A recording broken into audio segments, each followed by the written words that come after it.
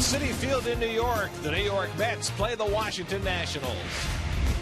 And a pleasant good evening, everybody, and welcome to Citi Field. I'm Gary Cohen. Ron Darling and Keith Hernandez join me in just a moment as the Mets wrap up their three-game series against the Washington Nationals. The Nats have now won 10 straight games here at Citi Field. They've done it often with the long ball, but last night it was a lack of offensive execution that hurt the Mets. The Mets were down by a run in the seventh inning, runner at third, less than 2 out against the reliever Drew Storen.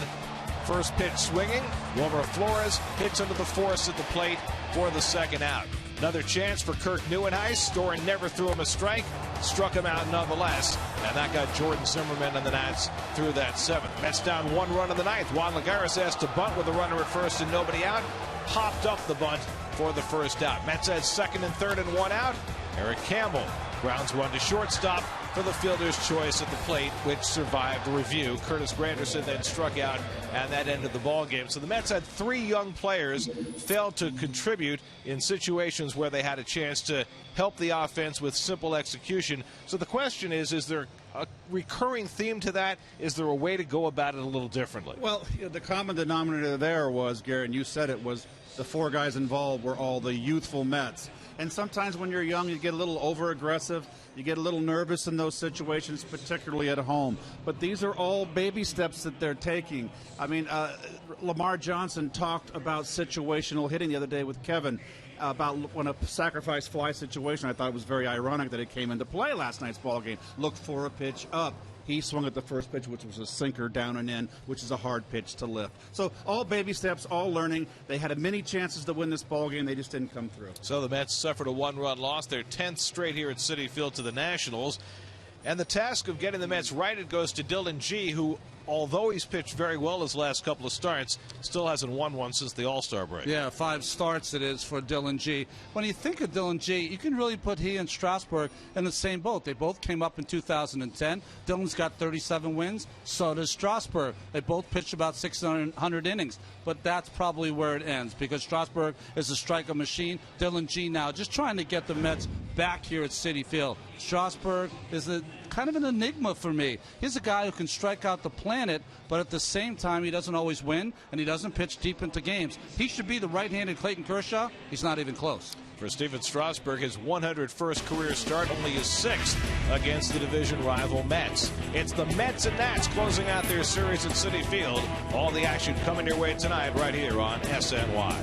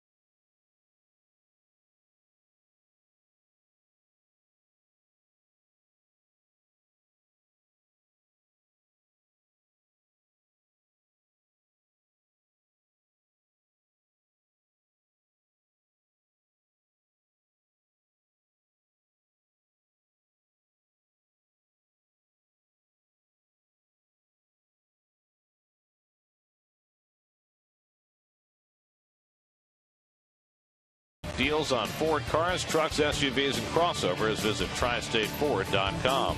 By New York Community Bank and NYCB family of banks. Visit them on the web at mynycb.com. By Geico, 15 minutes could save you 15% or more on car insurance. Visit geico.com for a free rate quote. By the New York State Smokers Quit Line. By Hyundai. Hyundai leaves the rest wanting. Find out why by visiting buyhyundai.com today. And by Sin City, A Name to Kill For, in theaters everywhere, August 22nd. Boys to Men is coming to Citi Field for a concert after the Mets-Cubs game this Saturday as part of the Mets Concert Series presented by Dwayne Reed. Catch Boys to Men live at concert this Saturday. For tickets, visit Mets.com/concerts. Here's your AT&T fan photo for today. Very nice. Boy and his monkey. Dylan G trying to build off his last start in Philly when he held the Phillies to just a run in 7 innings. It's the Mets and the Nats. First pitch is coming right up.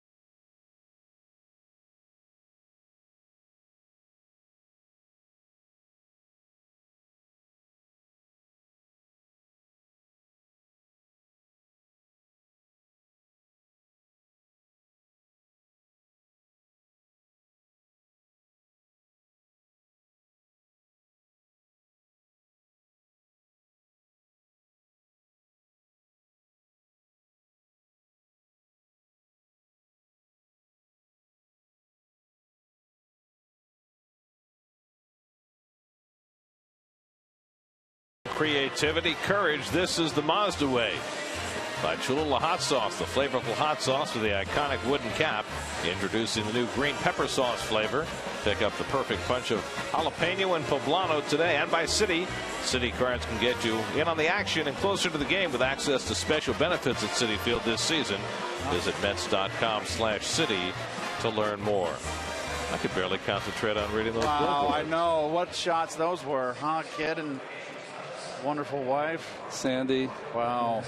Jesse Orozco throwing his glove in the air just was a building today. Ronnie had his Ronnie was dressed very John Lennon with the John Lennon glasses.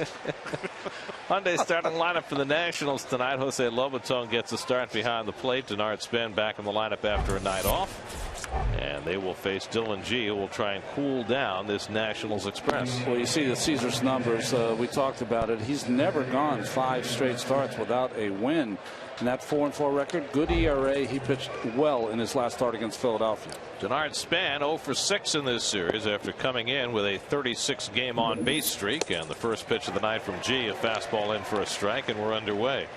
Span having himself a terrific year, 4th in the National League in base hits, 10th in batting, 9th in runs scored, 3rd toughest man to strike out in the league. He has hit his stride in his 2nd season in Washington. And he pops one up right near home plate. And Darno has a play, and that's the first out of the night. Oh, and we'll take a look at your Metropolitan Lexus defense. I love this angle for the defense. Dendecker in left field, 2 hits last night, the same outfield.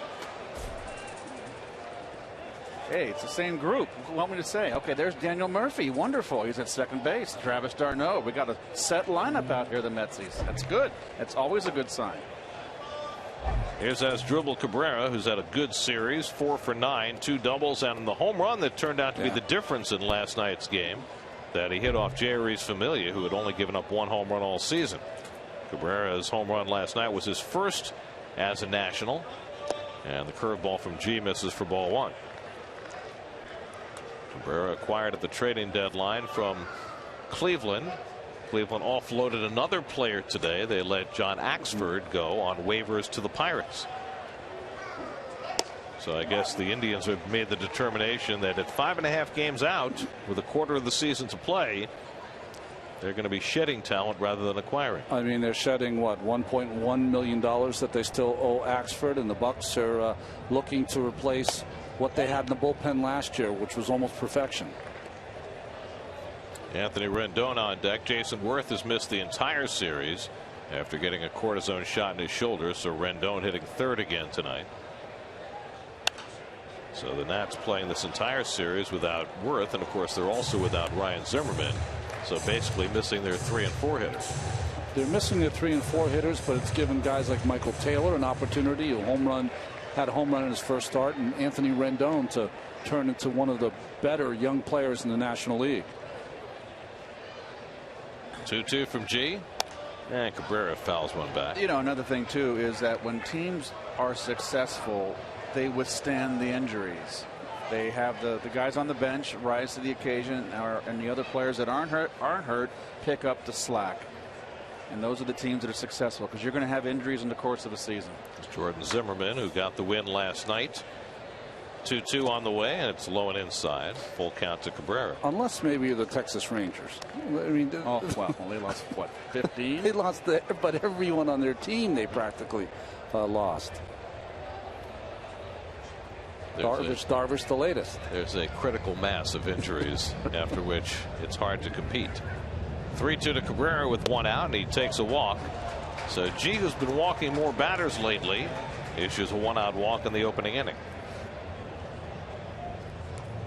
So 1 out and 1 on. Here's Rendon, who's 2 for 9 in this series, including a home run in the opening game on Tuesday night.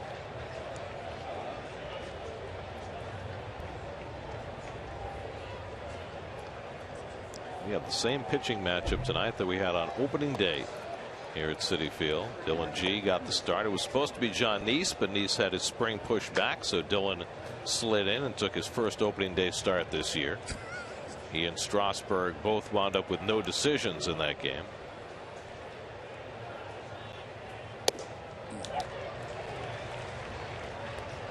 Rendon just 2 for 17 against G. You can see some of Rendon's happenings this year, including leading the National League in runs scored. Only second baseman Brian Dozier of the Minnesota Twins has scored more in the major leagues.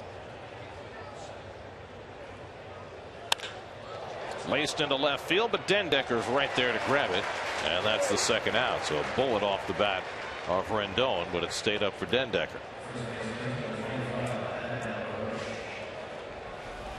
He's got a very short swing. Take a look at G fastball. He's very tight with his swing. Rendon has impressed me. He's really made great strides this year. I remember Davey Johnson said to Keith, "You're going to like this kid," and Davey's a pretty good judge of talent. He is. So 2 out. Cabrera still at first. Here's Adam LaRoche. Mets have been pitching very carefully to LaRoche in this series. He's 1 for 5, but he's also drawn 3 walks in the 2 games.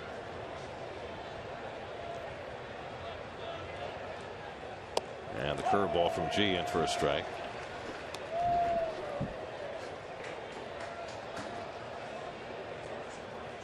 It looks like LaRoche is just taking his measure of G with the glare.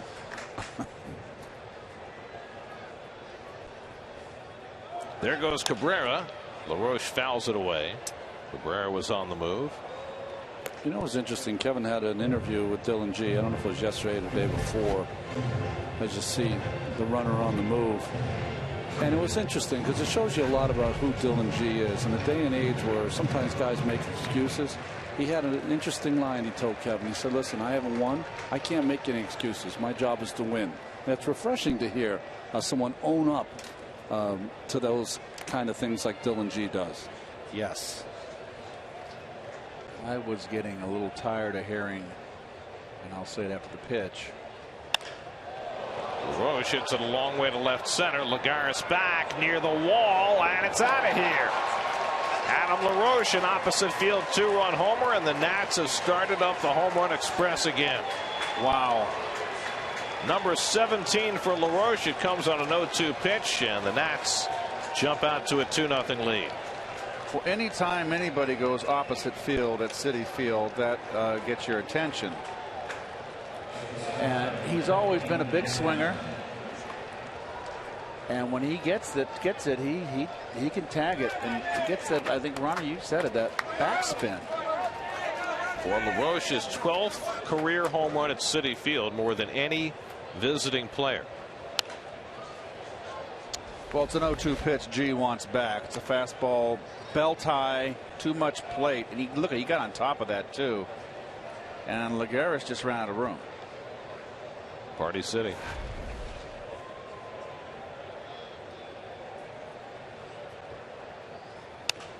Desmond fouls it away. For LaRoche, that's now 27 home runs against the Mets in his career, by far his most against any team. Would you say 12 here? 12 here. Wow.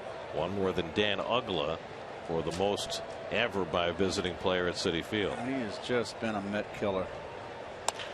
Toward the hole, and Desmond keeps the inning going with another 0-2 hit.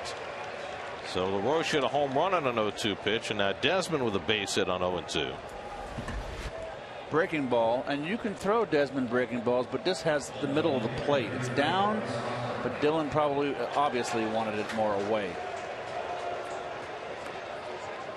When you've had a team that has spanked you this good in your home ballpark, it's better to use those 0-2 pitches to air someone out. Make them move their feet. Get off the plate a little bit. Make them uncomfortable. Because they just look so comfortable, the Nationals. It's very ungentlemanly of you. I know. Have that side. I agree with you, Harper. You know what I'm saying? I'm not saying they're hitting anyone because they're doing the job of getting hits.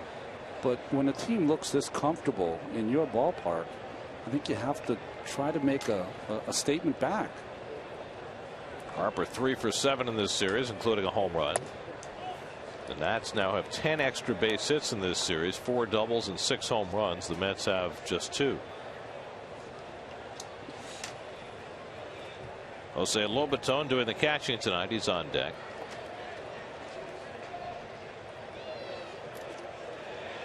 There goes the runner, and it's drilled to right field. On comes Granderson, and he'll get there to retire Harper to end the inning. But the Nats grab the lead on Adam LaRoche's 17th home run of the year. 2-0 Nats as we go to the bottom of the first.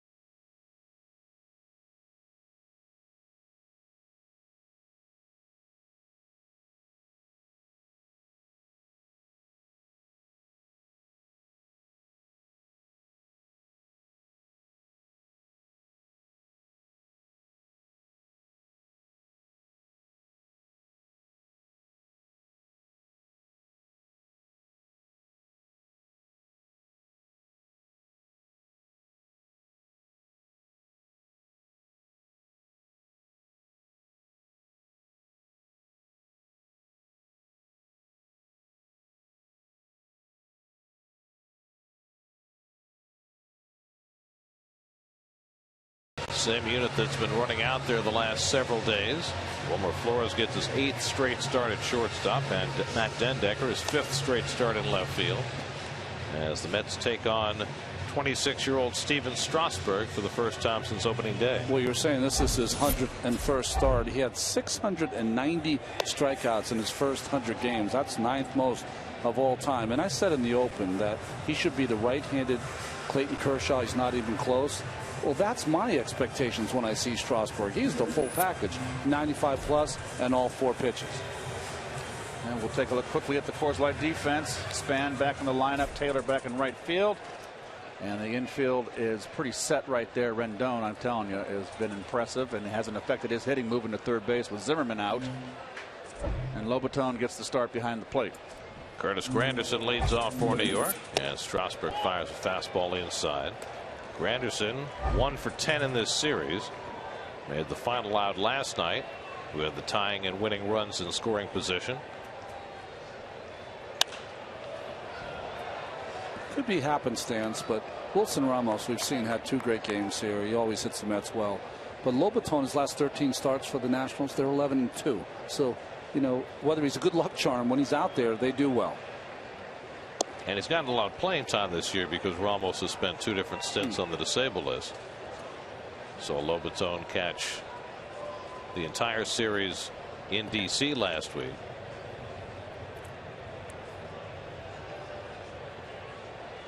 Two-1 from Strasburg, and it's foul back. Strasburg's velocity is clearly down this year. I mean, when he first came up, he was throwing 99 routinely.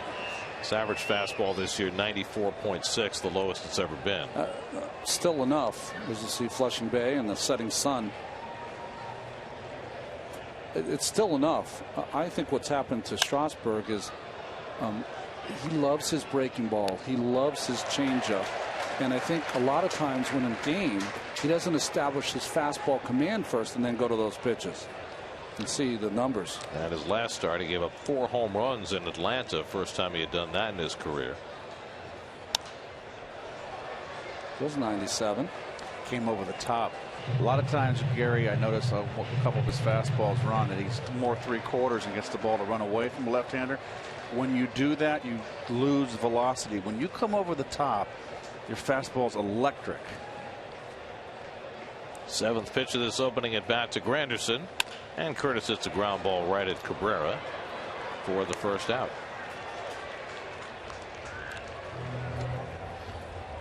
I mean, it seems like yesterday that Strasburg had that start, his first one in the big leagues against the Pittsburgh Pirates, and he struck out 14 in 7 innings, and you said, how far can this guy go? It was in 2010. By the way, happened to the Pirates again today. They struck out 14 times against Max Scherzer. How about Kansas City today? They remain hot.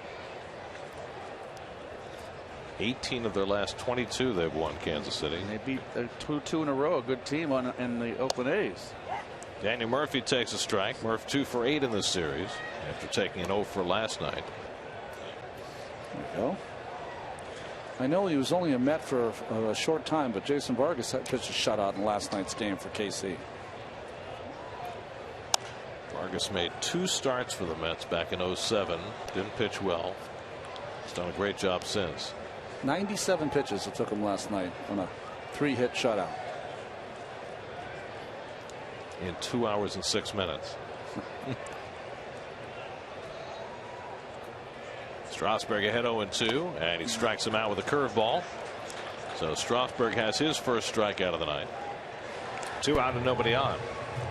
But one other thing I want to say about Lobaton, because we never talk about the ancillary players. This is a good break ball right here. Lobaton asked for that ball in the dirt. He got it. The Murph swung over the top. Lobaton has spent the last couple of years catching James Shields, David Price, Alex Cobb, Chris Archer. He knows how to catch talented pitchers. Here's David Wright with 2 out and nobody on. David 4 for 8 in this series. Back-to-back 2-hit games for the first time since June. And a base hit for David Wright on the first pitch he sees. A 13-game hitting streak now for the captain. First ball, fastball hitting. turns on a fastball down and in.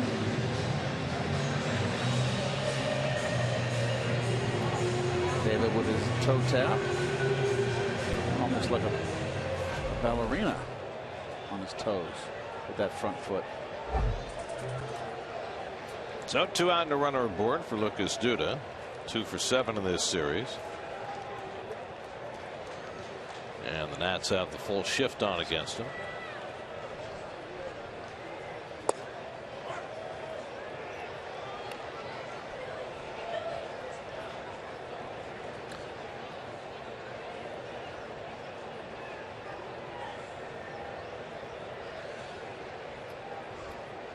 Most of these Mets only have a mere handful of at-bats against Steven Strasburg.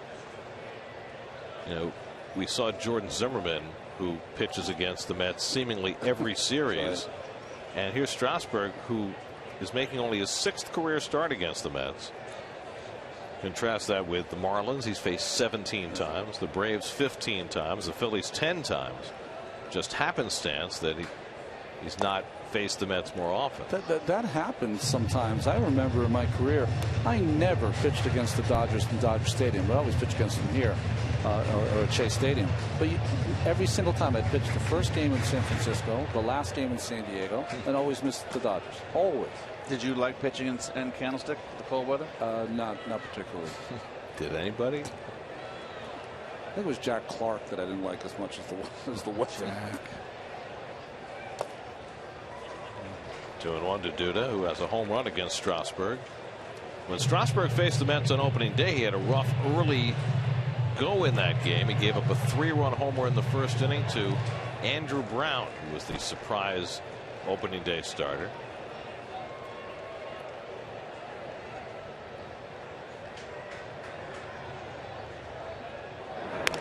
I was saying before about Lobaton, what does that mean to catch a young staff, talented staff?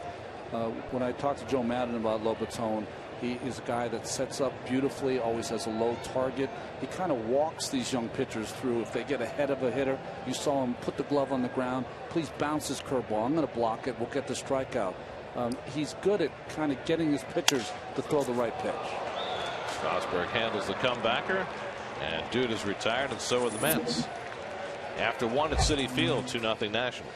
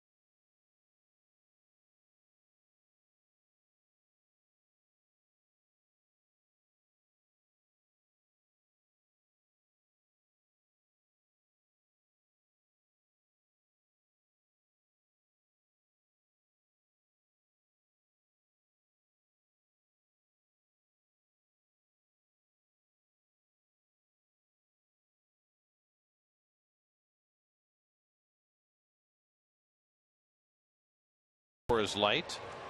Well, Dylan G up among the leaders in opponents' batting average. Doesn't quite match up with the rest of his numbers. Jose Lobaton leads off in the second inning. Lobaton, a switch hitting catcher, hitting .213 overall. Lobaton, then Michael Taylor and Steven Strasburg to bat for the Nats in the second against G, who has generally had terrific fortune against the Nationals. He made his major league debut in Washington in 2010, pitched 5 hitless innings to begin his big league career. Hit a double in his first at bat to right center. I'll never forget it. 7-3 in his career in 13 starts against the Nats with a 3.23 ERA. Jams Lobaton. Darno hoping for a play, but it's in the dugout. 1-2. Lobaton has some power, so you got to be a little careful with him too. Although everyone in this lineup has power for the Nationals. The Nationals have won 10 straight games for the Mets here at Citi Field. In those 11 games, including tonight with the first inning home run by LaRoche, they've out-homered the Mets 28-5. I mean, it's crazy. Every time you say it, I can't believe the number. I mean, the Nats are 5th in the National League in home runs, so they've got a powerful team. But what they've done here is ridiculous. Duda handles the slow ground ball from Lobaton for the first out. Well, this is the last 10 games coming into today, not counting the LaRoche home run in the first inning, and you see the utter dominance, 70-20. That just doesn't happen very often in your own ballpark to any team.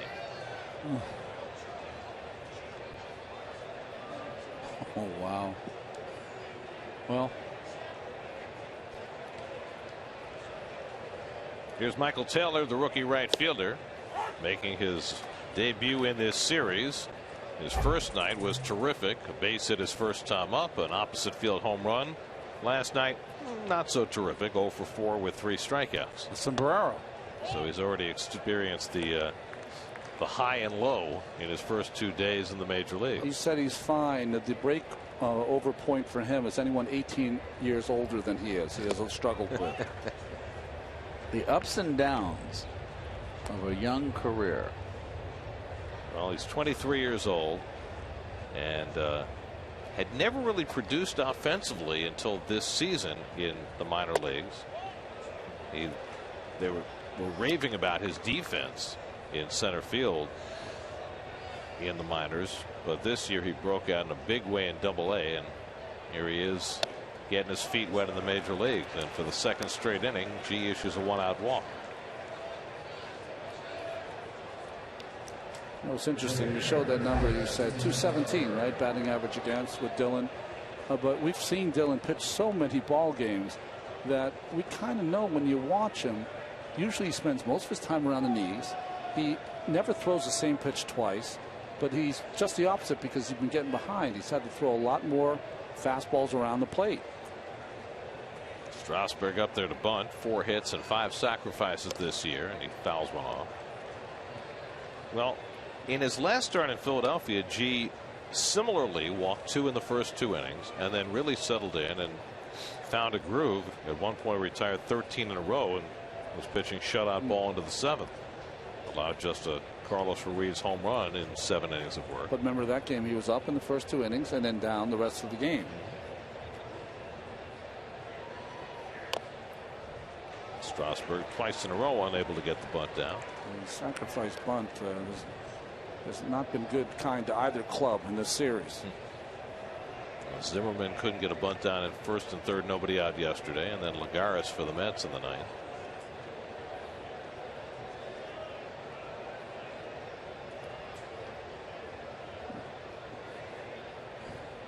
Is that a label? Or that's not a RES. I've never heard of that. It's got to be an acronym there. There's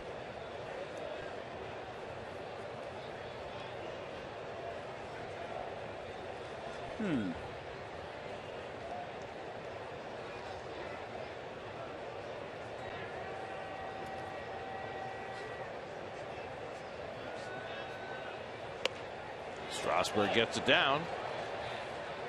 And so the third time the charm for Strasburg. 1-4 on the sacrifice, moving Taylor to second.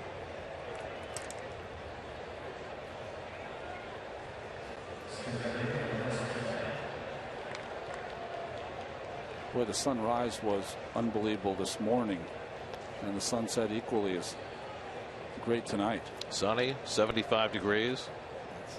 Doesn't bode well for the Mets. Well, always kiddingly, I always tell Gary that whenever I see Strasburg pitch, if it's 75 and sunny, you're in trouble. Well, today it happens to be exactly 75, and it's sunny. That's what happens when you're from San Diego. That's right. You're used to perfect weather conditions. Here's Denard Span, who fouled out his first time up, and the curveball from G misses for ball one. Brian Gorman, a little different, the veteran umpire, very strict strike zone. Doesn't give anything off the corners. We saw Sherwater last night give some pitches off the corners a little bit. Span fouls it away, 1-1.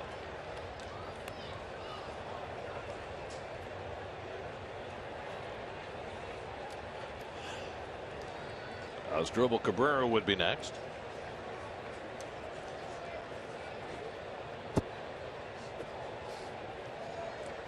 Nats are heading home to play Pittsburgh tomorrow night, while the Mets stay home to play the Cubs for 4 games.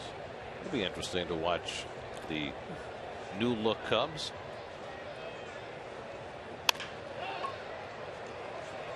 Duda at the midsection. G to cover. And G gets himself around a walk in the second inning. 2-0 Nats in the second.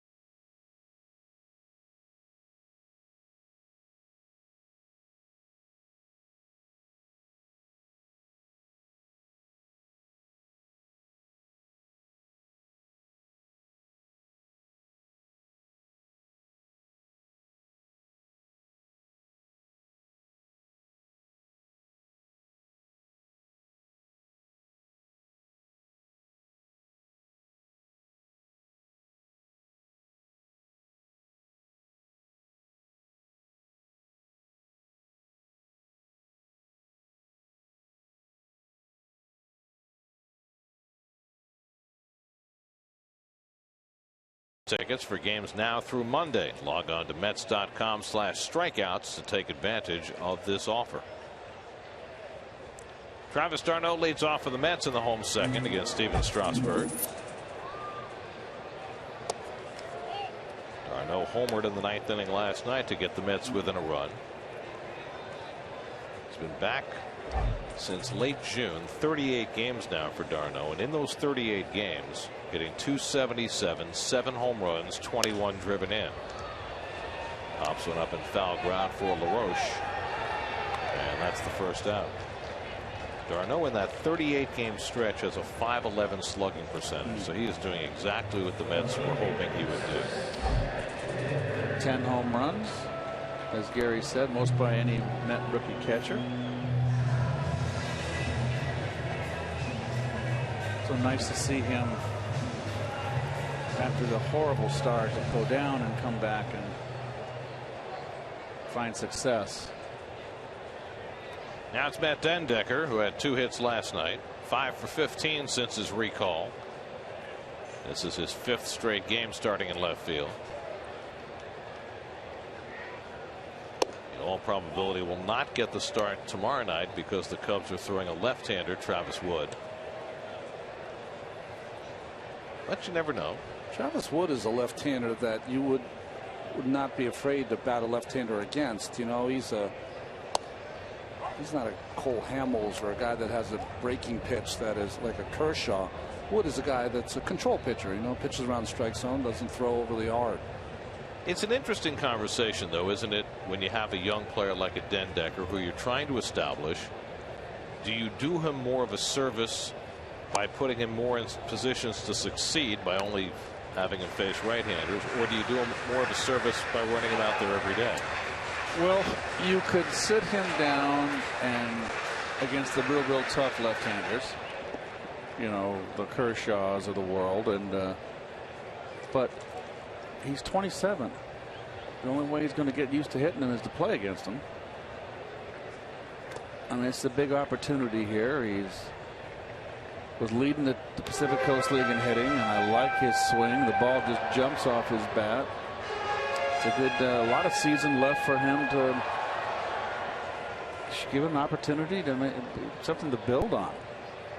And probably most significantly since he got back, and this might change in a minute, but he has not yet struck out since he was brought back from Vegas. And the strikeout has been really the big bugaboo for Matt in his career. Well, he's always chased bad pitches, bad breaking balls in particular, when he had his hands up high. And they really haven't attacked him yet with a lot of breaking stuff. So they're going after him with fastballs. You can see he held his own against lefties this year at Vegas. He just needs to go up the middle. That's good. See, that's a pitch he would have swung at, a breaking ball in the dirt. Just like what Lamar Johnson, when he talked to me, I want my hitters to think doubles. And that's what Dendecker has to do. Think doubles and use both gaps. You can make a lot of money hitting doubles. 3-2 from Strasburg, and he struck him out. So that is the first time Dendecker has struck out since returning from Vegas. And against who else but the National League strikeout leader. And this might have been his best fastball tonight. Well, you always judge it this way. If a guy has a good fastball, it's a 3-2 count. The hitter knows he's getting a fastball. The pitcher knows he's throwing one, and you still don't make contact. Strasburg 188 strikeouts in 158 innings. Here's Juan Lagares, 2 out and nobody on. Lagares 1 for 7 in this series.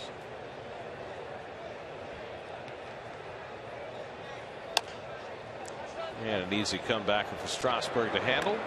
And he's got himself a 1-2-3 second. On to the third we go at Citi Field with the Mets down 2-0.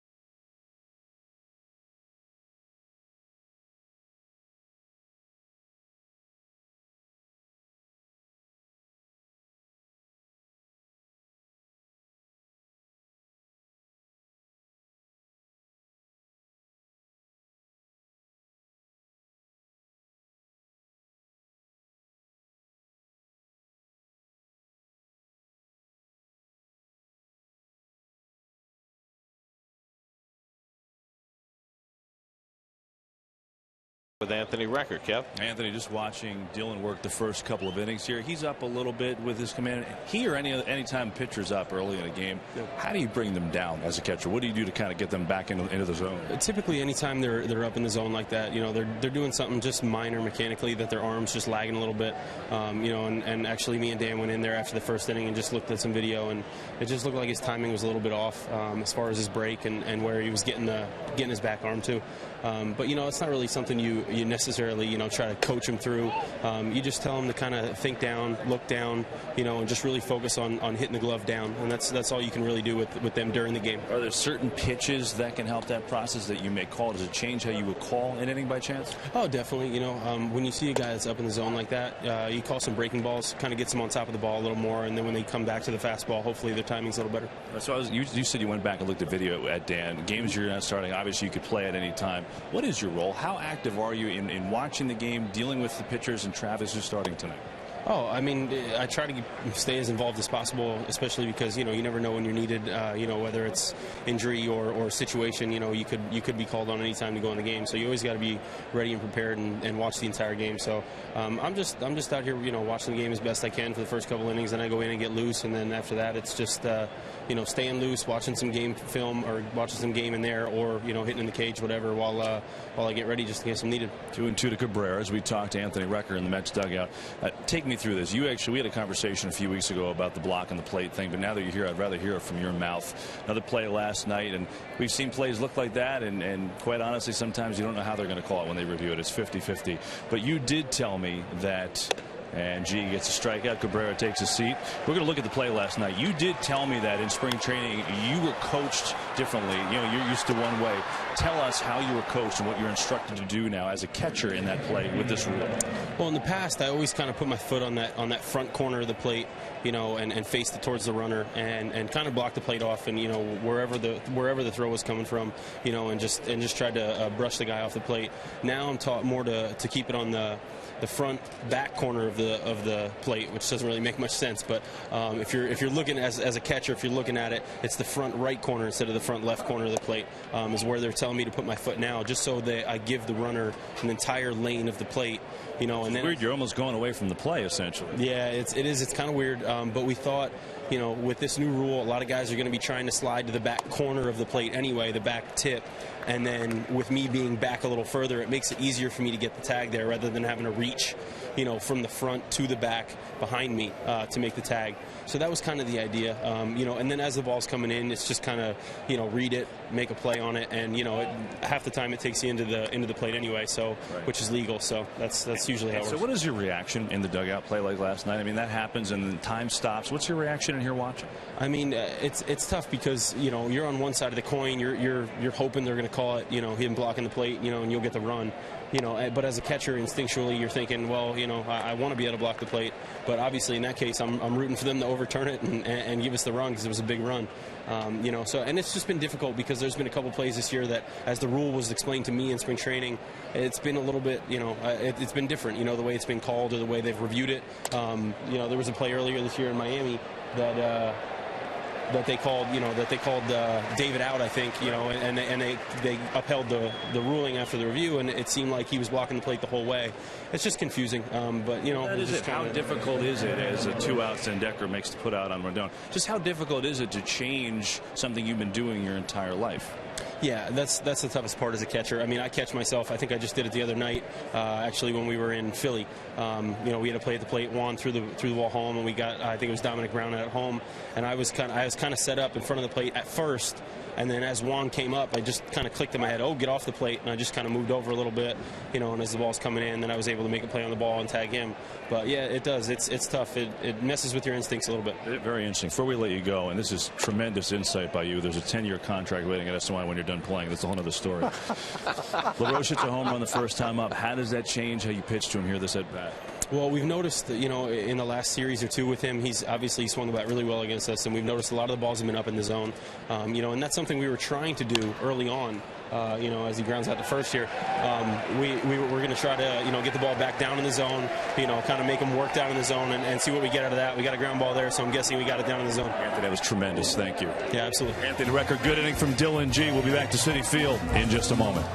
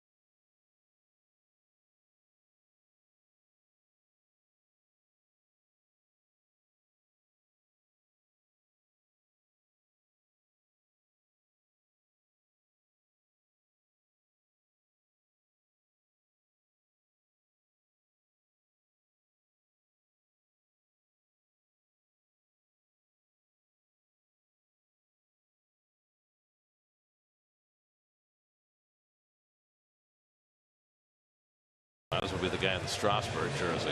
I know, what's Strasburg doing out there? Isn't he supposed to be on the mound? A little up in the zone. Guy never gets wet. This guy never gets wet. Oh my goodness, son. Wilmer Flores leads off in the home third inning against the real Steven Strasburg and takes a knee-high strike. Flores had a base hit in the ninth inning last night as the Mets tried to rally. 8th straight start at shortstop. And he's 3 for 8 in this series. Ball to strike to Flores with G and Granderson to follow. Well, I thought Anthony Recker was tremendous with Kevin in the dugout, and what I liked was on that last play, even tossed him a little play-by-play. Yes, he did. He might be ready for that SNY contract right now. He was so well spoken though about really bringing you into that play that has become so difficult for everyone to kind of figure out at home. The catcher, the runner, everyone included. Flores lines one the other way, but Taylor reaches down to grab it. 1 out. Well, what I liked, Ronnie, was him talking about how you can fix a pitcher on the fly, that you're not going to change his mechanics, but maybe call a curveball to get him to get the ball down. That was a great question by Kevin, because a lot of times you'll see pitchers they'll walk a guy in 4 pitches, 4 fastballs, and they keep calling a fastball. Call something different, because it'll change your arm position. It might snap you back into where you're supposed to be. Good catchers do that. I can't tell you, Gary, how many times you'd see a pitcher out there struggling with his command fastball, and then the next hitter comes up, 3 straight curveballs for a strike, and go sit down, and they're going, this guy was walking the ballpark. I remember when Rick Ankiel had his horrible throwing problems with the Cardinals. He could still throw a curveball for a strike anytime he wanted. It's madness, right? Dylan G 0 for 23 to begin the season, most at bats of any big league player who has yet to get a hit this year. And now he's 0 for 24. 3rd strikeout for Strasburg, first time through the batting order. 2 out and nobody on. The 3rd inning is brought to you by your Tri-State Audi dealers and the all-new Audi A3. So 2 out and nobody on. Now Granderson, who grounded out his first time up. Curtis is now 1 for his last 17. He's now got 70 at bats since his last home run. So after a 2-month hot streak, the last month has not been kind to Curtis. And it's been kind of that way for Granderson. Down to begin the year, 2 months where he was tremendous, particularly when he started out in this leadoff role, and now a real cold spell the last 3-4 weeks. Well, he's settled into being a Met here, and I think that early tough start was, I don't care who you are, that's got to really play on you heavily. And he showed something, the professionalism to fight through it. But he's always been a streaky guy. It's interesting you say that, because all the talk is he's a consistent person, consistent personality, consistent leader, but his play is not consistent.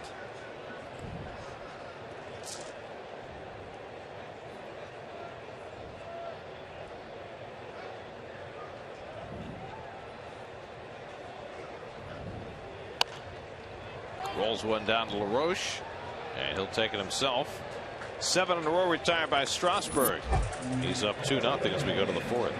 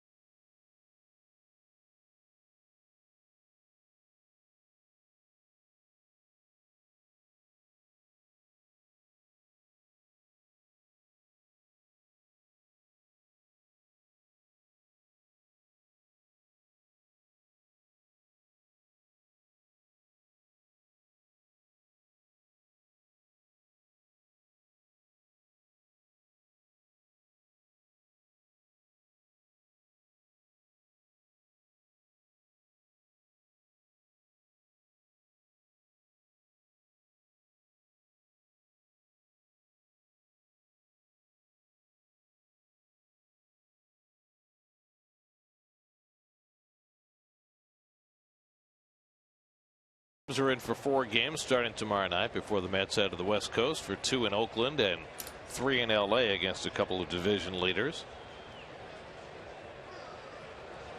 Ian Desmond leads off the 4th inning against Dylan G and takes a slider off the plate for ball 1. Desmond had a base hit to left field his first time up. It came right after Adam LaRoche's 2-run homer gave the Nats the lead. And the curve in for a strike. 1-1. Desmond, Harper, and Lobaton for the Nationals, who begin the night with a 5.5 game lead in the National League East. The Braves lost again today to the Dodgers. For Atlanta, that's 12 losses in their last 15 games. And that gives the Nats their largest lead of the season at 5.5 games. Could make it 6 tonight. There's ball 3. The Mets, with their 2 losses in this series, have fallen 9.5 back. Not their lowest mark of the year, but they're getting there. They've been as many as 11 games out this season. But now just a quarter of the season remains. 3-2 to Desmond. Desmond with 3 career home runs against Dylan G, the most he's had against any pitcher. And he takes ball 4.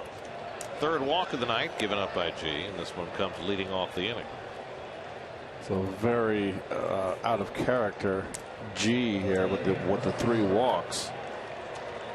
On average is 2.7 walks per 9 innings so far this year. Interesting 2-0 lead early in the game. No outs. Lots of speed on first. David giving Bryce Harper the bunt. Saw this in last night's game. So really you're giving Harper a base hit if he decides to bunt. Harper flying to right his first time up.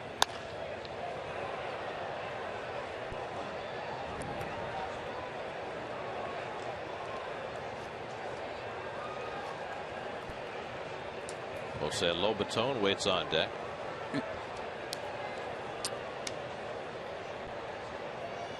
Harper has a very, very unorthodox swing. And if you really watch him, sometimes it looks like he's falling back and away from the plate. But then again, he's hit 2. When you say, how can he hit an outside corner pitch doing that? But he's hit 2 opposite field home runs against the Mets. So 1 in Washington and 1 here on pitches away. So he doesn't do it all the time. Well, I think it speaks to his talent, is that he has so much talent he can do 3 or 4 things blatantly wrong and still get big hits.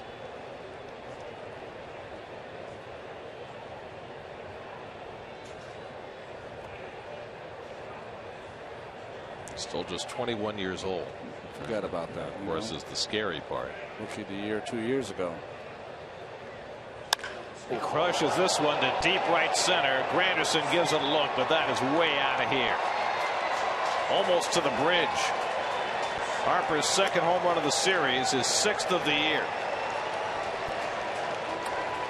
Well, he hit that game winner last week against the Mets in D.C. in the 13th inning, and that may have unlocked Bryce Harper's season. He's hit 3 home runs now against the Mets in the last week, and the Nats have a 4-0 lead. When they hit a home run, they take the guy's helmet off, and then they play kind of basketball with it. Pass it around.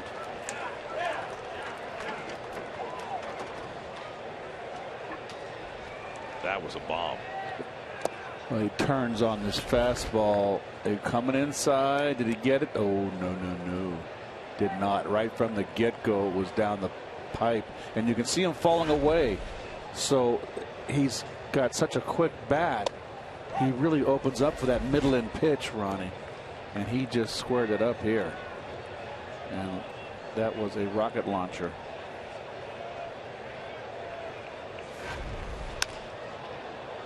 Little dunker into shallow left center. Dendecker with the dive, and he made the catch. Tremendous play. Matt Dendecker airborne to retire Lobaton. Well, there's lots of things to Dendecker's game, and defense is not a liability. He's very athletic. Remember, left field's a lot more difficult to play than center, and he's a center fielder by trade.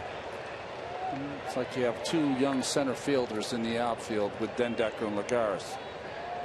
Well, 2 springs ago, we saw him make all manner of spectacular catches before he finally broke his wrist on the last one at the end of spring training, and that cost him a shot at going north with the big league team and really changed the program here because it gave Lagares an opportunity which would have been Dendecker's, but Dendecker can border on the extraordinary with his outfield play, and we saw a little taste of that. 2-1 to Michael Taylor. Taylor walked his first time up. Boy, have the Mets been undone in this series by Taters. Well, the updated numbers over the last 11 games the Mets and Nats have played at Citi Field. The Nats have hit 29 home runs. The Mets have hit 5.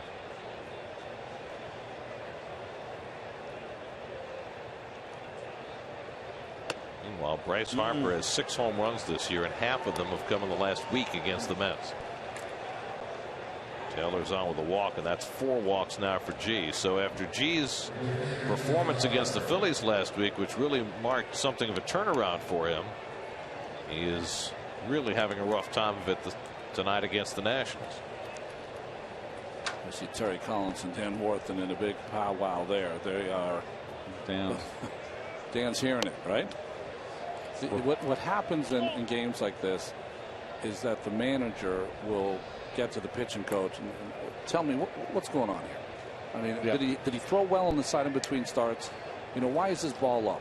You know, I mean, that's the kind of stuff that'll go on, and sometimes the pitching coach doesn't have an answer and just got to kind of take it.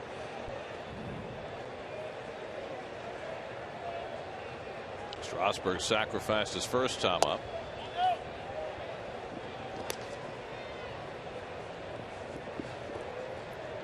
But you hear it all the time, Ronnie. You know, guys say, well, you know, I didn't have a very good bullpen session, but I had a great game. Or I didn't have my curveball in the bullpen before the game, but it came to me in the second inning. I mean, how much can a pitching coach know about a starting pitcher before he takes the mound that day? And Strasburg gets the bunt down for a second time, 1-4. Some you know more than others. There are some pitchers that if they have a bad warm-up, going to have a bad game because they're that kind of personality. But really what a warm-up is before the game is a warm-up. It's nothing more than that. You shouldn't judge whether you have great stuff or your stuff is not that great, because by the time you get out there, you can't replicate the adrenaline you feel when you get on the mound that you can before a game, throwing on, you know, on the bullpen mound and trying to get ready. All it is a warm-up. Strasburg gets congrats for that second sacrifice bunt. You see the recent numbers on Dillon, although his last 2 starts have been better and better. Not so tonight. Here's Denard Span, who's 0 for 2, 0 for 8 in the series now. And he takes a changeup outside. I guess my question is, if a pitching coach watches a pitcher before the game and has a terrible session in the bullpen, what do you do about that?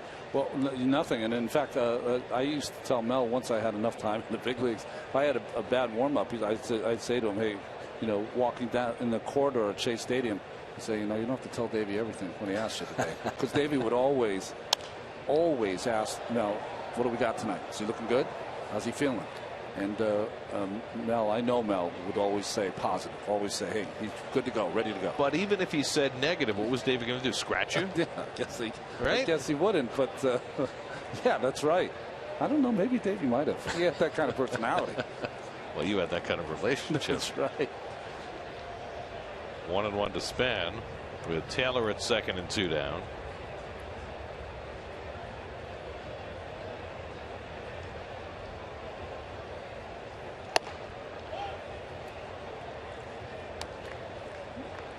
You just have a pitcher who, for most of his starts, his Cabrera's on deck, has been a little lost since he's come back up to DL. I think that's pretty obvious for Dillon. We're used to seeing him just he's like a chess player when he's out there moving the ball around, and you can tell he's just lost. He doesn't know what pitch to throw, doesn't know where to throw it, what count to mix in something soft. Handles the comebacker. And Span retired to end the inning, but the second 2-run homer of the night for the Nationals. This one off the bat of Bryce Harper goes a long way. Harper's 6th of the year, doubles up the Nationals lead. 4-0. Washington leads in the 4th.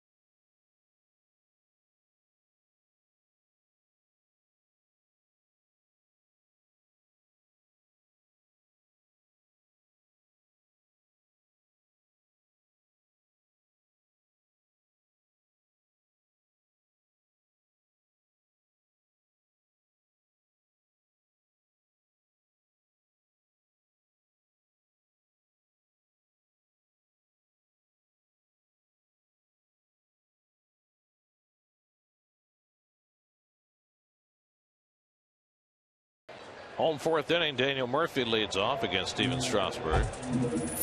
Murphy struck out on 3 pitches his first at bat and takes a strike.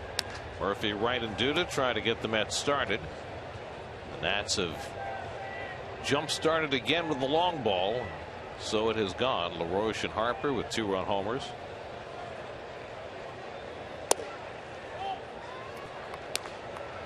That's about 1 base runner over the first 3 innings. A David Wright 2-out single in the first.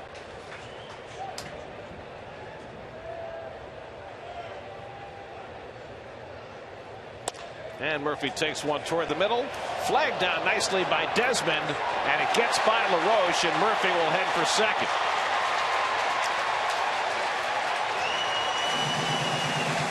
Great stop by Desmond, but LaRoche couldn't pick it. It's going to be a base hit, more than likely on E6, just out of his stretch. And Lobaton a little bit lazy getting down that line. Had plenty of time to back up. Didn't get there. Murph very alertly advances. Almost a heck of a play. It's a single, and then there on the shortstop on the throw. Nice effort by Desmond. Now, if you're the first baseman on that play, Keith, do you know how far you've got to get to the ball, or at some point do you have to come off the bat? My feeling always was that it's going to be nip and tuck right at the tip of your glove, and if it's from the second baseman, the odds are it's going to stay in the ballpark and your catcher's going to be backing up, so you take more of a chance. Shortstop to second base, but third base, it's up the line. You're a little less inclined. You maybe come off the bat because that goes down the right field line, and if it gets a bad carom, it might be the runner on third base. So from the angle Desmond threw from, you're saying you'll still take more of a chance with yes, because it's a right angle. His throw is going to be at right angles to the right field line, first base line. And so it's going to go right into the dugout, and they've got only one exit on that dugout. The far exit is going to come into play on that first base dugout.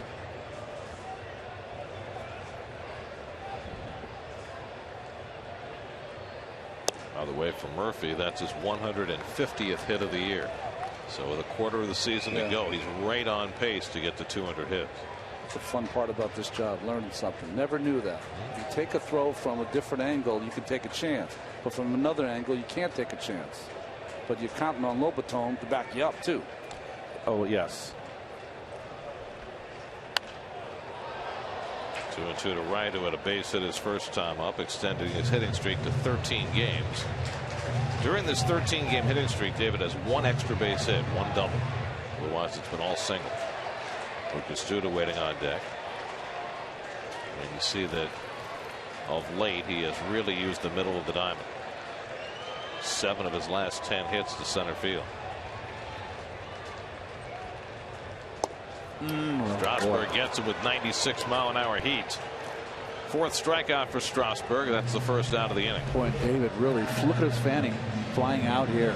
That's why he's so mad at himself. His reaction was anger. Well, that's our first Cholula of the night. A flame-tossing 96 from Steven Strasburg.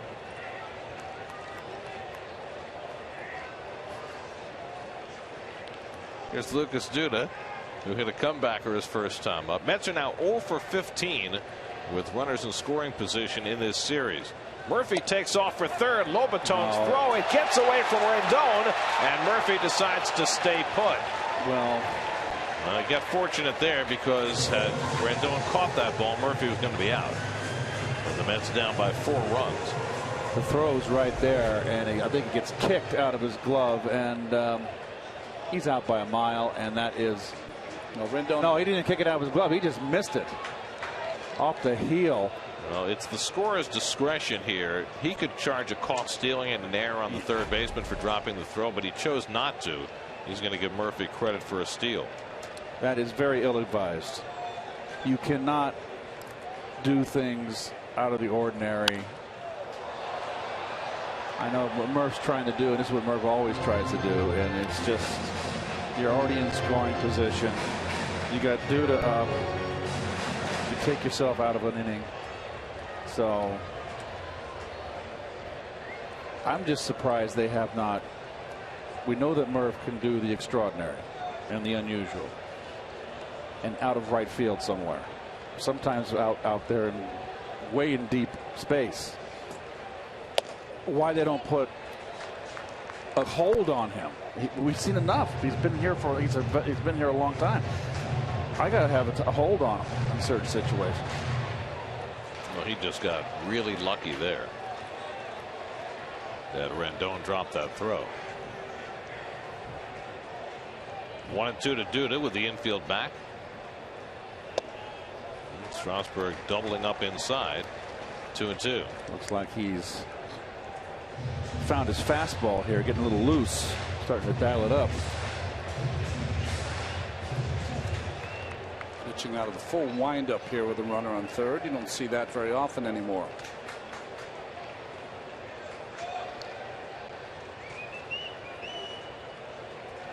Two to Duda. And the changeup blown away. Full count. He has not got his changeup over today at all. It's been in the dirt. If I was him, I'd just bag it. It's a pitch he's thrown more this year than ever before. 21% this year, changeup. I don't want to get Larry Fine. Like Three Stooges, Larry Yes. Fine? 3-2. Duda hits it to deep center field. Back goes Span to the warning track, and he runs it down at the wall. Murphy will trot in with the first Mets run, but Duda just coming up shy as Span was able to run it down 400 feet away. The Mets are on the board. It's a sacrifice fly to make it 4-1.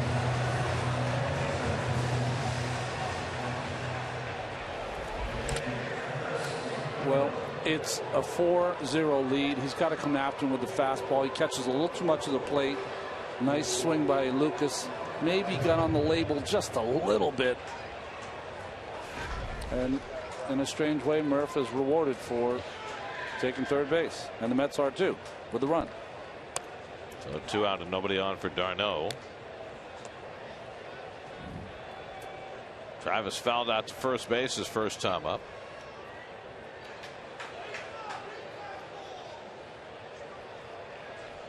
There's the changeup again and the dirt again. So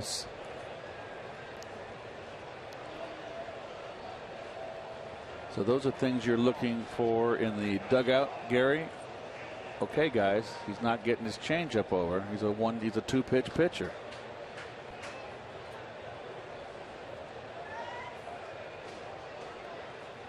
Still has that fastball. Cabrera throws out d'Arnaud to end the inning. Mets cash an unearned run against Strasburg in the 4th. 4-1 Washington as we head for the 5th.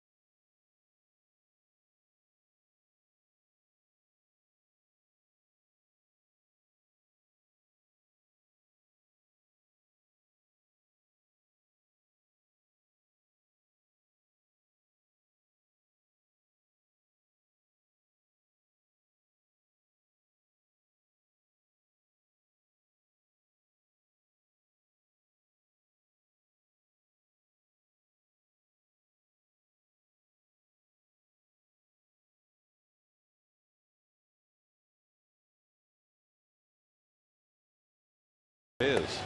Nice. We've been up there before. A couple times. Well, that's a little higher than we were, but that's a beautiful shot. It's a beautiful stadium.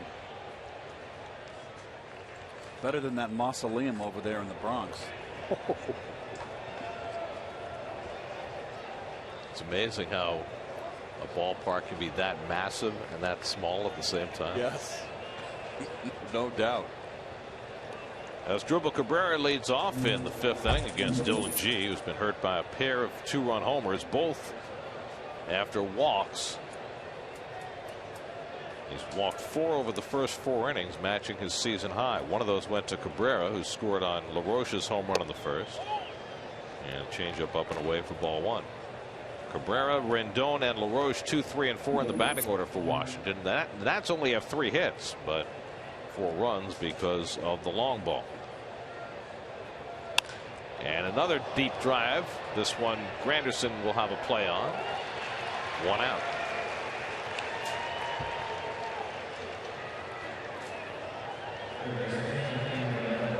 Seems like Dylan's just pumping in a lot of fastballs. Too many fastballs. Yeah, I mean, it just that is one of the reasons he's given up a couple long balls.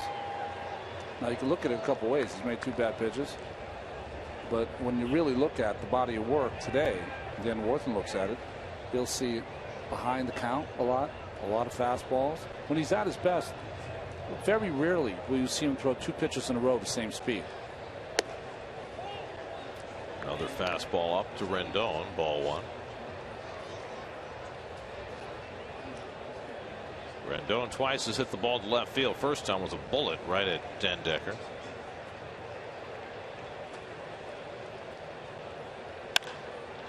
This one's out to right. Over comes Granderson. Got a good break on it.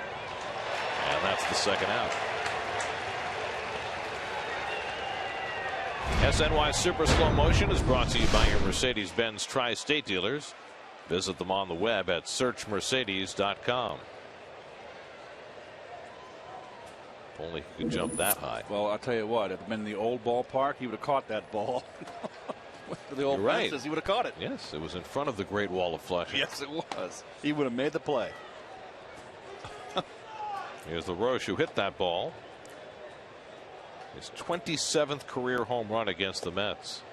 So he's moving into that that territory, you know, that post Chipper Jones Met killer territory. Of course, LaRoche at one point played with Chipper in Atlanta. There's a good curveball by G. 0-2. Back-to-back curves.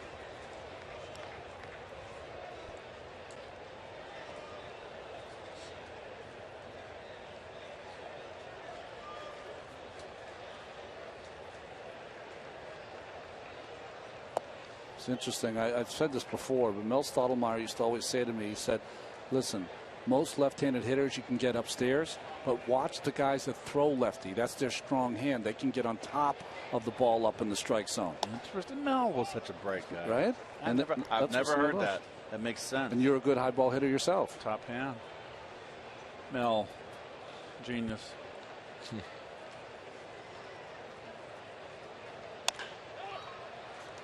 Duda handles it. One first baseman retires the other, and G's got a 1-2-3 top of the fifth. Halfway through at Citi Field, Nats 4, Mets 1.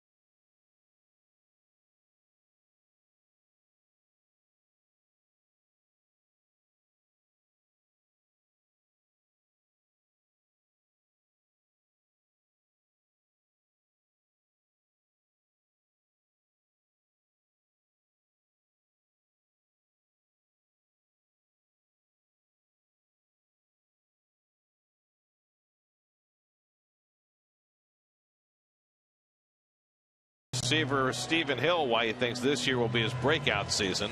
Plus, go behind the scenes with rising star Demario Davis mic'd up on Jets Nation Inside Camp Sunday at 7, only on SNY. So maybe we'll be able to make like Stephen Touchdown Hill, like Stephen Touchdown Baker at some point. Desmond handles Dendecker's grounder and throws him out. One pitch and one out. I would say Demario Davis has a lot better chance of a big season than Stephen Hill. Just saying. G fifth inning recap. Couple of two-run homers for the Nationals tonight from LaRoche and Harper. And that has put a crimp in Dylan G's night. Steven Strasburg has allowed just 2 hits and an unearned run over his 4 1/3 innings. Juan Lagares hit a comebacker on the first pitch he saw in the second inning. Difference in Strasburg tonight, he's been able to keep his pitch count down. Maybe because he doesn't have all of those strikeouts.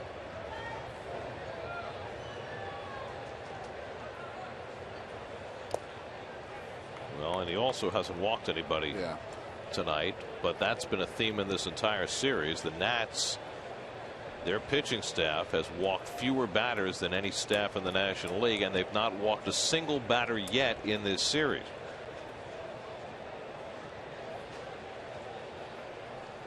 The Mets, that's his first good changeup. The Mets have not had a 3-game stretch where they've not drawn a walk. 3 straight games since 1966. So if they were not to draw a walk tonight, it would be the first time in almost 50 years that they had gone 3 straight games without a walk. Now, earlier this year, the Mets were drawing walks at a fairly prodigious rate, but that has really slowed down. In the first 101 games this year, the Mets averaged nearly 3.6 walks per game, but in the last 20 games, just 1.8 walks per game.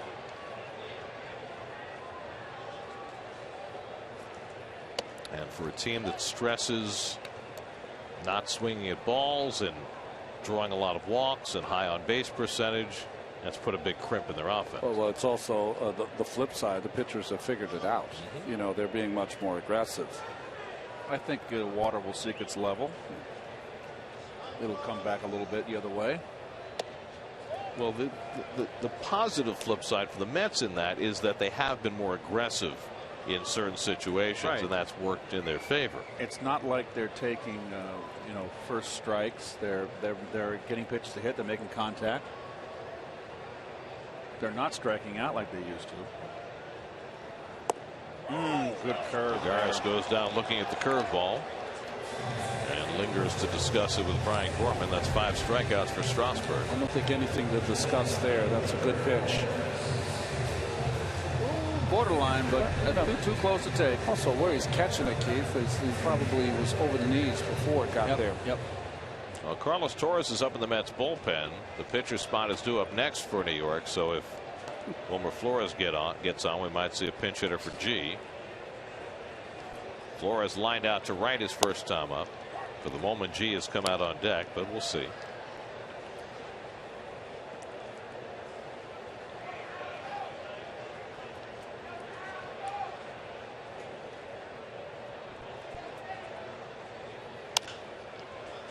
Rendon handles the 2-hopper, and Strasburg has a 1-2-3 bottom of the 5th.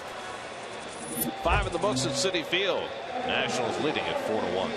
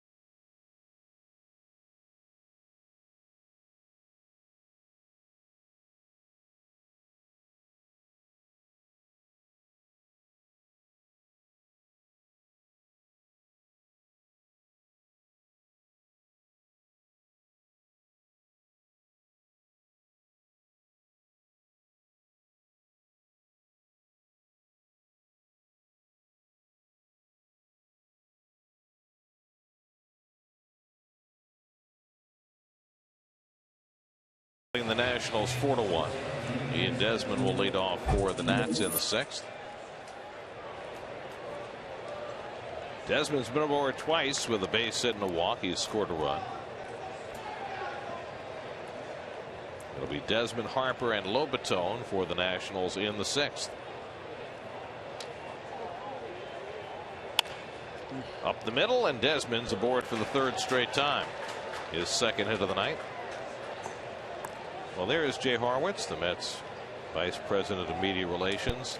It is Jay's birthday today, and it is customary on Jay's birthday for us to exaggerate his age. But Jay has gotten to the point now where we don't need to exaggerate his age.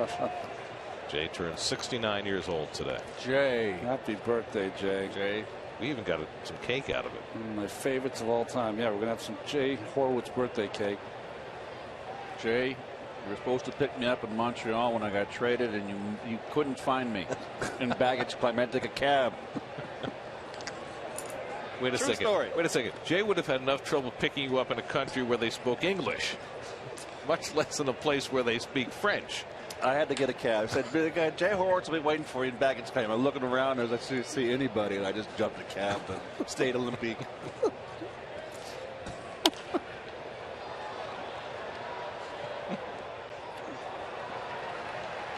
I don't think anyone has been more of a friend, confidant, and hard, tireless worker for the players than Jay Horwitz. First-hand knowledge right here. Harper at a 2-run homer his last time up. Just got finished reading the book that was written by the late Frank Cashin, and in it he related the story of how when Jay interviewed for the job of media relations director, Jay spilled orange juice in Frank's lap. He got the job anyway. Which means either and d'Arnaud takes a wallop on that foul ball. That almost knocked him on his keister. Watch this. Direct hit. I mean, look at that mask. It lifts up from his chin from that hit. Well, remember that d'Arnaud switched to the conventional mask from the hockey style mask after he suffered the concussion earlier this year on the overswing by Alfonso Soriano. And there's been a big debate in the catching community about the two types of masks and which one is best at preventing concussions. The runner goes, too good a job, and no chance as Desmond goes in standing up. Harper strikes out for the first out of the inning, but Desmond steals his 14th of the year, and he got a huge jump. It's even before, even before the split second before he broke from the belt. Doesn't even have to slide, but you should always slide. Yeah, you should always slide. I agree. Just the 2nd strikeout of the night for G. So a runner at 2nd and 1 out, and now Jose Lobaton. Lobaton was robbed of a hit on a terrific diving catch by Dendecker his last time up.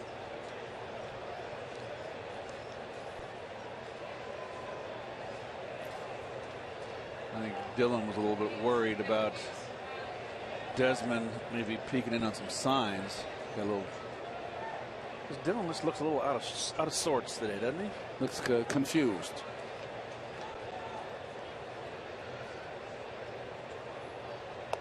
And the first pitch curveball misses.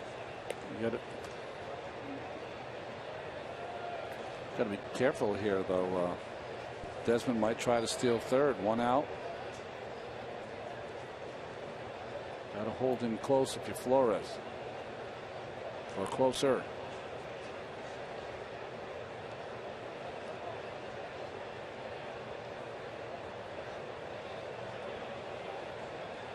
How much less likely are you to steal 3rd with a left-hand hitter up?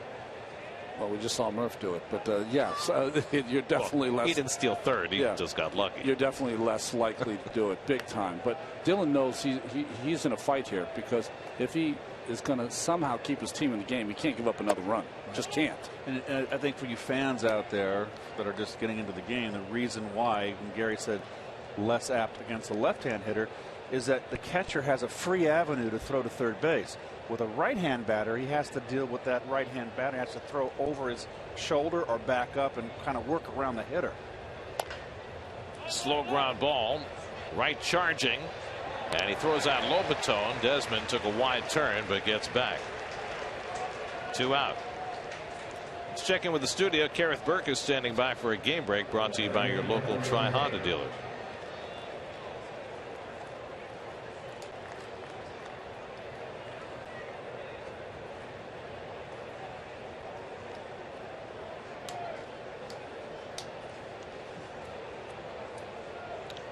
Believe it or not, Scherzer was not the only pitcher to strike out 14 today.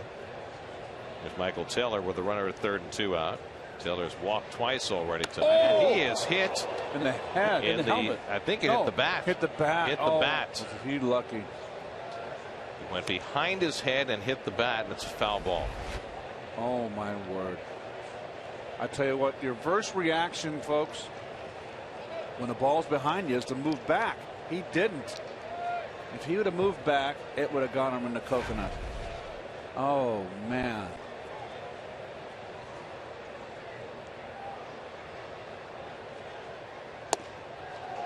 Smart thing to do after that. Go with the slider away. 0-2. And it just adds more to Dylan being out of sorts. He's never been never like that. And that was not intentional.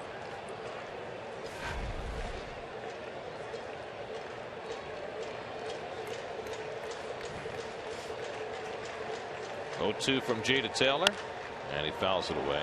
Anyway, Mike Fiers for the Milwaukee Brewers this afternoon struck out 14 batters in 6 innings against the Cubs, who are coming in here tomorrow night. Wow. Fiers 6 scoreless innings, and the Brewers won 6-2. They just called him up because Matt Garza went on the deal, and he's had 2 great starts. So he's getting what? 6 innings. He got 18 outs, and 14 were strikeouts. How about that? Wow. Swing and a miss. Good high fastball by G to strike out Taylor and strand a runner at 3rd. 4-1 Washington.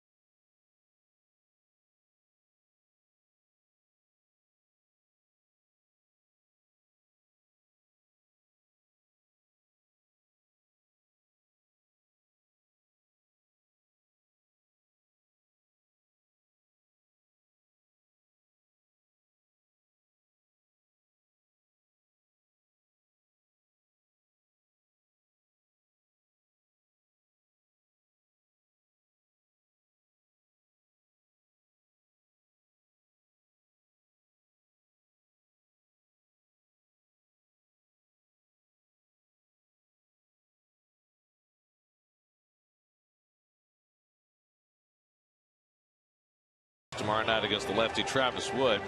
John Neese against Dan Straley, who they got in the Jeff Samardzija trade from Oakland. Jake Arrieta's had a great year for the Cubs. He goes Sunday against Rafael Montero. And then the rookie Kyle Hendricks, who's just been out of sight in his starts against Bartolo Colon in the early day game Monday. Arrieta might be the most improved pitcher from the last time the Mets saw him. He struggled in Wrigley Field, and he's been almost unhittable since. Eric Young Jr. will bat for Dylan G. So Dylan's night is over after 6 innings. Gave up 4 runs and 4 hits. And EY takes a strike. Eric came in as a pinch runner last night in the 9th inning and stole a base. So G's line almost identical to his line against the Nats when he faced them on opening day. Gave up 4 runs and 4 hits in that game too. 4s are never good in pitching. Runs, walks, anything. Innings pitched. Right. Carlos Torres will be next for the Mets on the mound.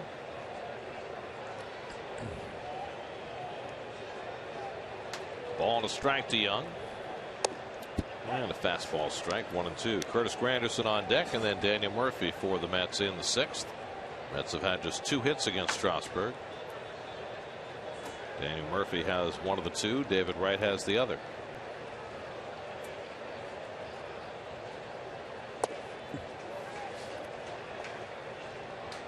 Strasburg has not walked a batter. He's struck out 5.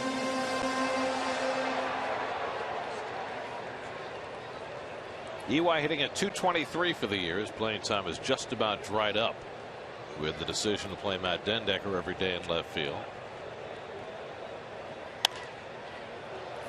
Well, it dried up long before then when they were putting Chris Young out there every day. But that didn't seem like a long-term proposition. Dendecker might never be moved out of that spot. Well, we'll see. Got a bright future. One thing that I'm sure will happen if Dendecker does pass this audition. Over the bag, and that's a fair ball. Harper over to cut it off, hits the wall hard, and EY will head to second, and he slides in safely.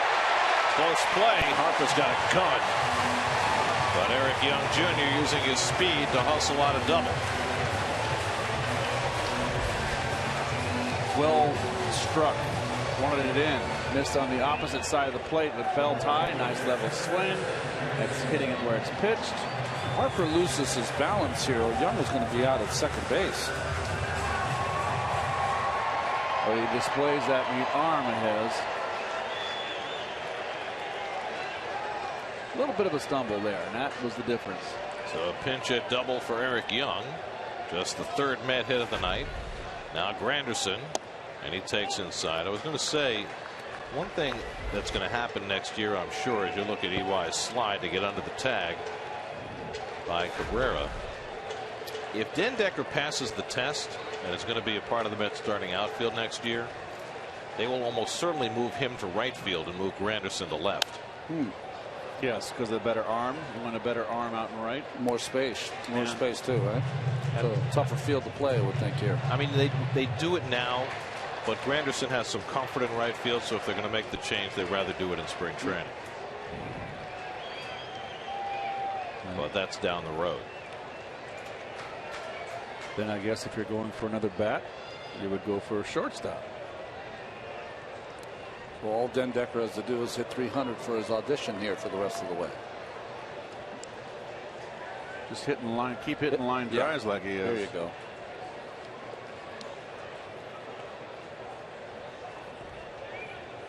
Granderson's grounded out twice, 1 for 12 in this series. And Curtis swings through the fastball, 1-2.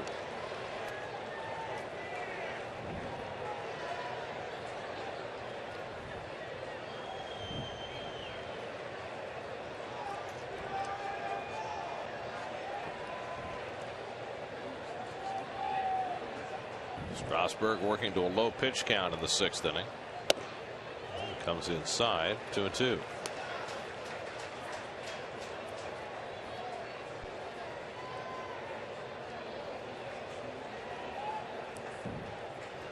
Daniel Murphy waits on deck.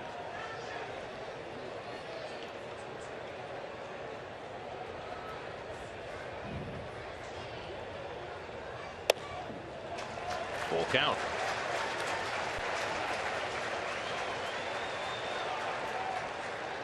Steve McCaddy watching his young starter out there.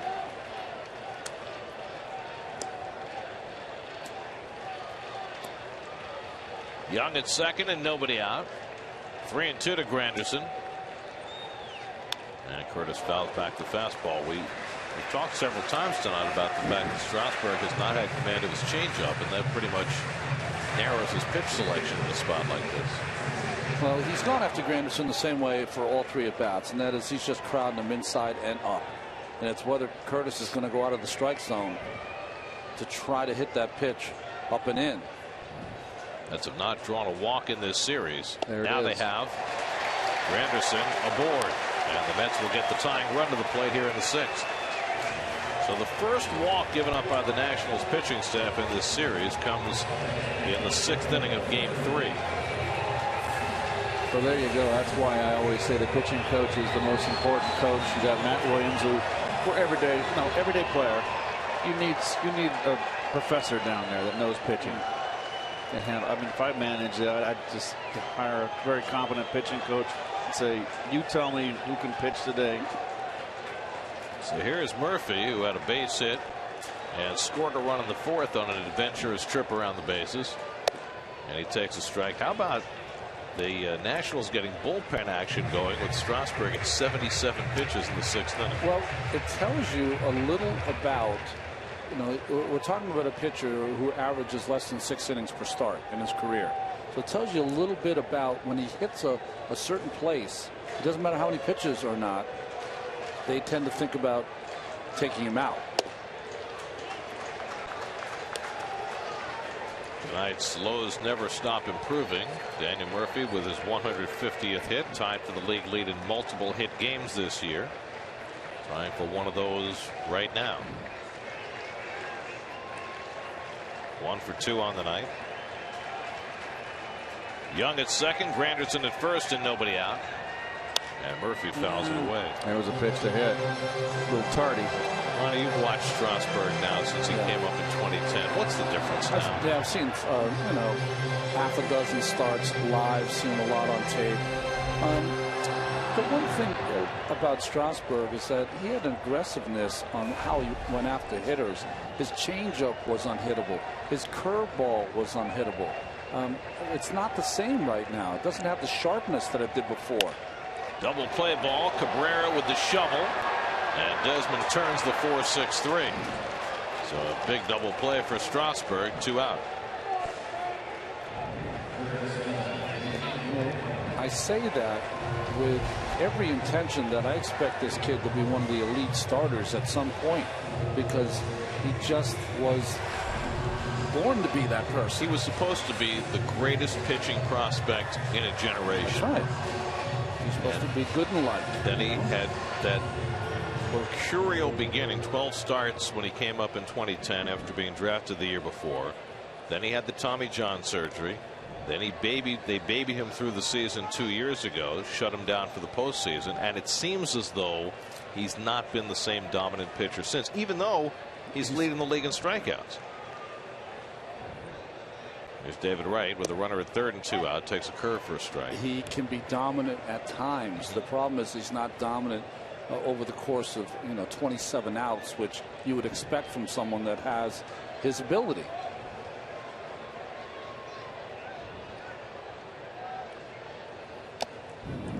That being said, Gary, I think that shutting him down, not letting him pitch in the postseason, separated him from his teammates, made him different than how everyone else was treated. Good fastball there by Strasburg. And all of that is a cumulative kind of thing that's worked against him. He's working against it to come back.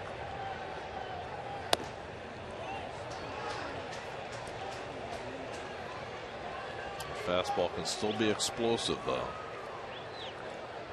Josh edging up alongside Carlos Torres in the bullpen.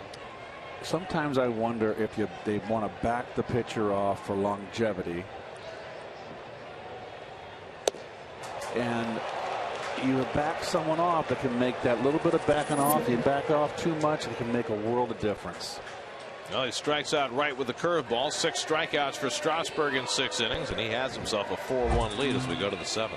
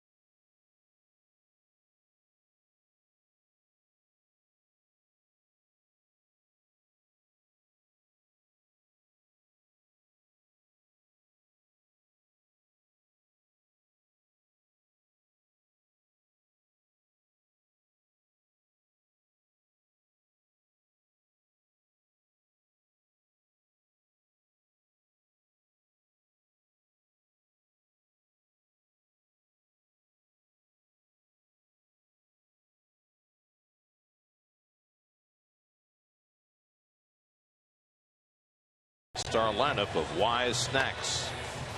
Driver on the majors brought to you by Cadillac. Braves have now lost 12 of their last 15, falling to Roberto Hernandez and the Dodgers 6-4 this afternoon.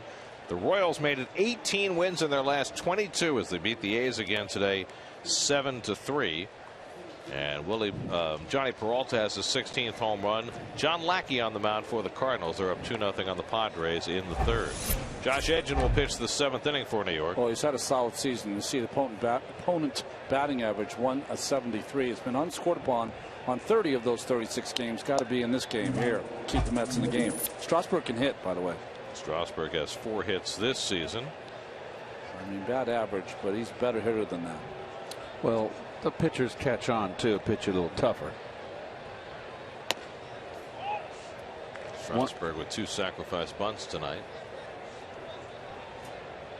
Denard Span on deck, then Asdrubal Cabrera as the Nationals bat in the 7th.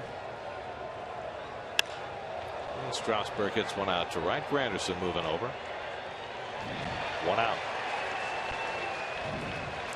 So Dylan G went 6. He allowed 4 runs, 4 hits, 4 walks, 3 strikeouts, 2 home runs. 93 pitches for G, who will go 6 straight starts now without a win.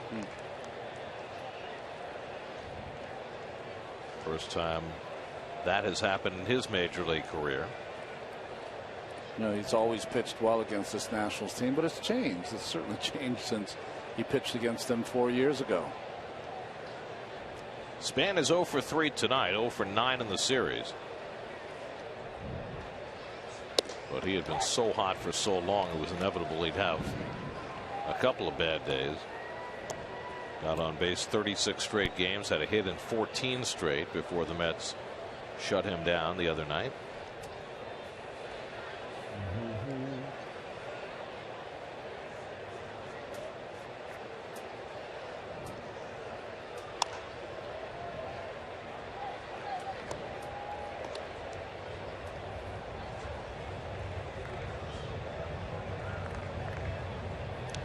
Well, we'd like to congratulate Rob Manfred, who today was elected by the owners as the 10th commissioner of Major League Baseball to succeed longtime Commissioner Bud Selig.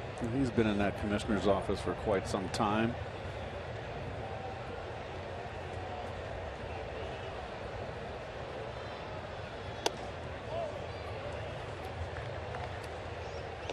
He's been the executive vice president under the commissioner for the last 15 years.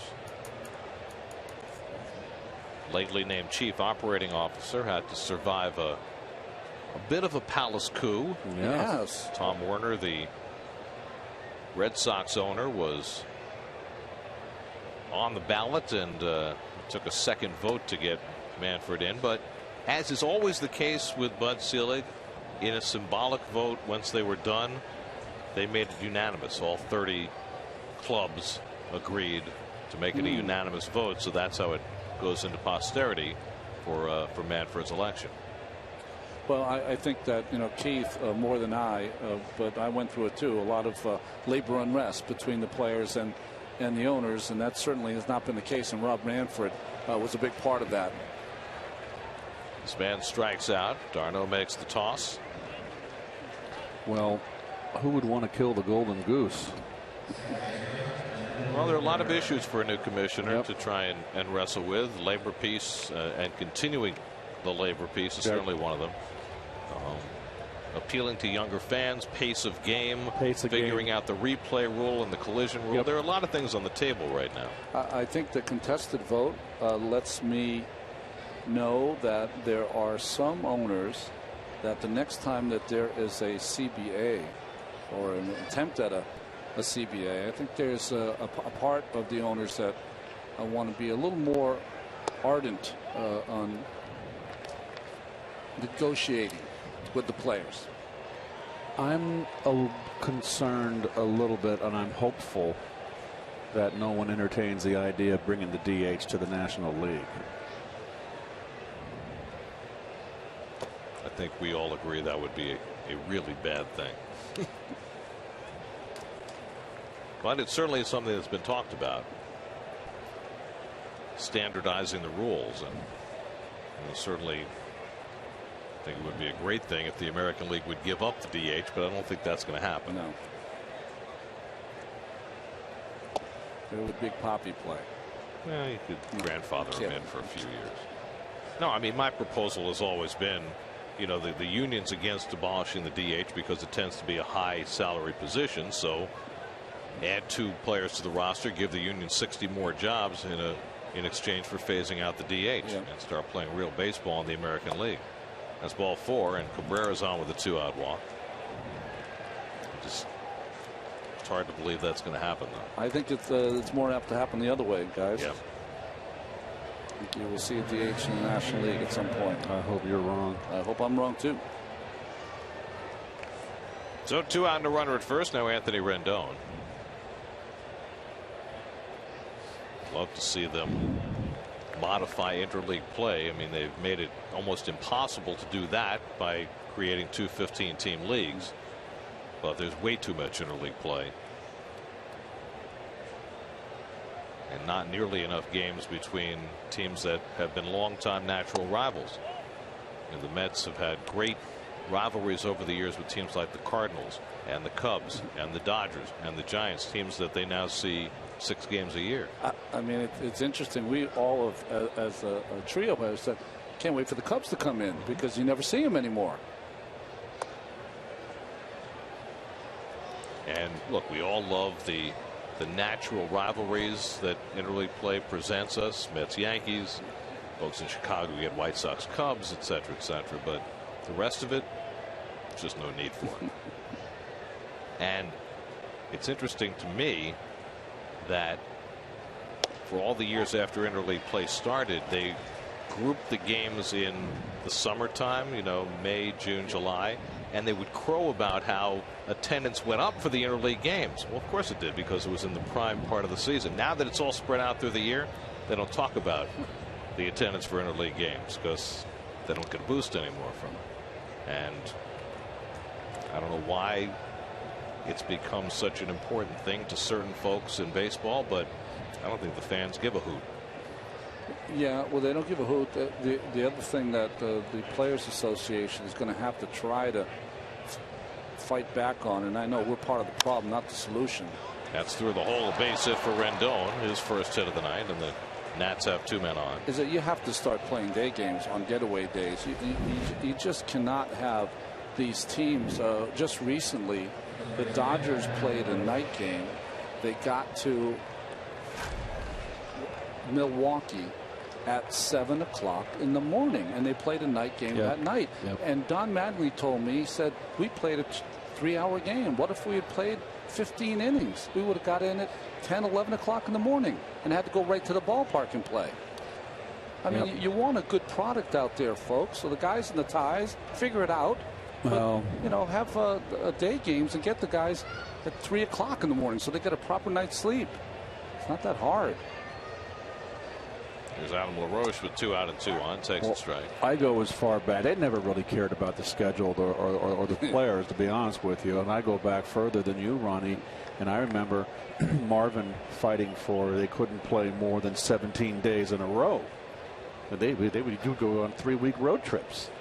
Marvin Miller, the former head of the union, that did so many wonderful things, and should be in the Hall of Fame, by the way.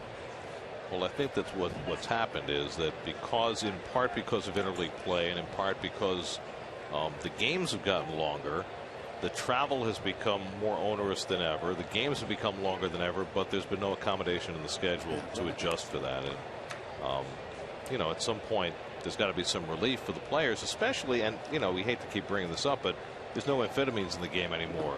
So it's become that much more difficult for players to survive a full season with the schedule as onerous as it is. How many games do we see, guys, that are day games after night games or day games after getting in, and the first 5 innings is a walk, it's a sleep through? Yep. You know, it also harkens back, Garrett, to interleague play.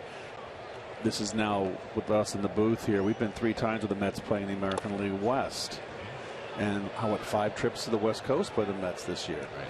It's really a tough schedule when you're an East Coast or a West Coast team and you're playing the other coast in the interleague play. and you got to go back and forth. Before it was so much easier. 10 days, you go to San Francisco, San Diego, and L.A. There'd be an off day sprinkled in there and a travel back off day, and you got acclimated to the Pacific time, and it wasn't so it wasn't so tough. It was actually fun to go out there and play. It was fun. It was a fun trip.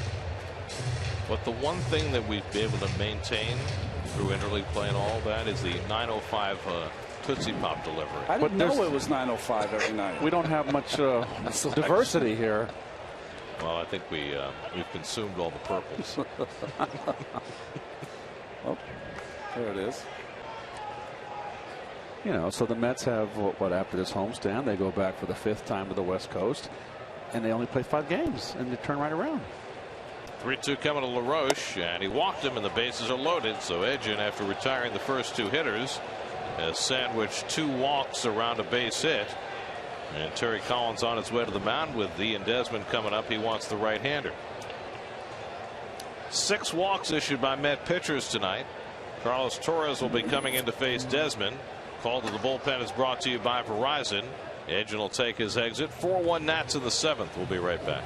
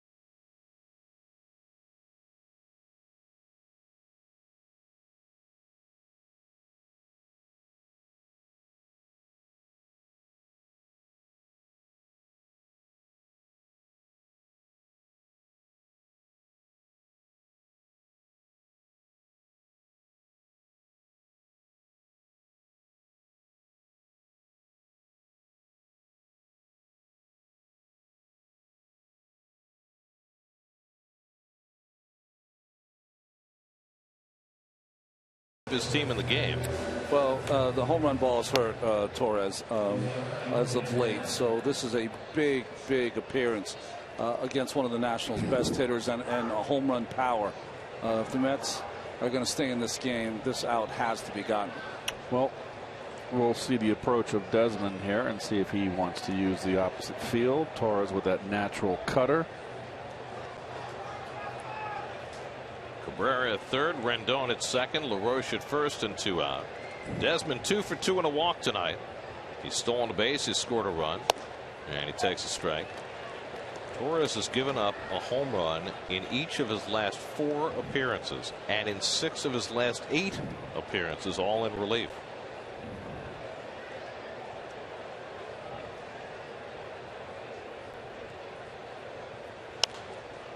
Quickly ahead on Desmond, 0-2. The giving up home runs in 4 straight games as a reliever ties a Mets club record.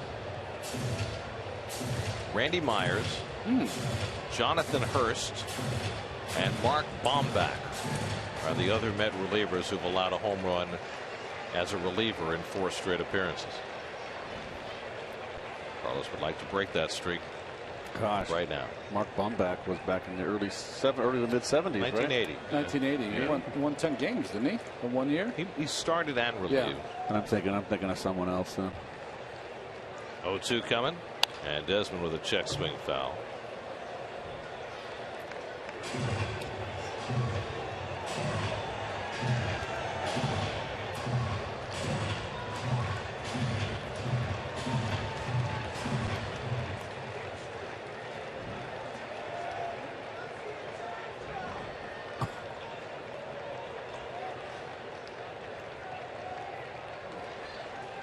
And Desmond out on the high fastball. So Torres gets a big out, and the Nats leave the bases loaded, and the Mets stay in the game. Strasburg heads back to the mound for the bottom of the 7th. Stretch time at Citi Field, 4-1 Nats.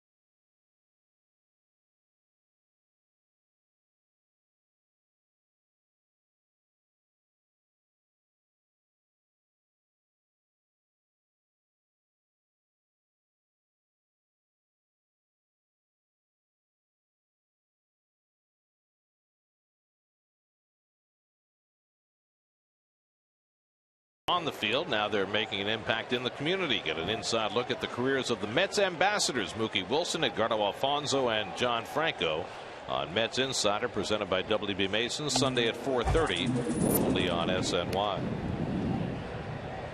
Lucas Duda leads off for the Mets in the home 7th. Let's check in with Kevin. Well, as you're trying to look forward to see what this Mets team needs and how they're going to address their holes in the future, you look at guys like Travis d'Arnaud, what he's doing right now, and what that would be, and Lucas Duda, what he's done the last month going forward, and what kind of player he can be.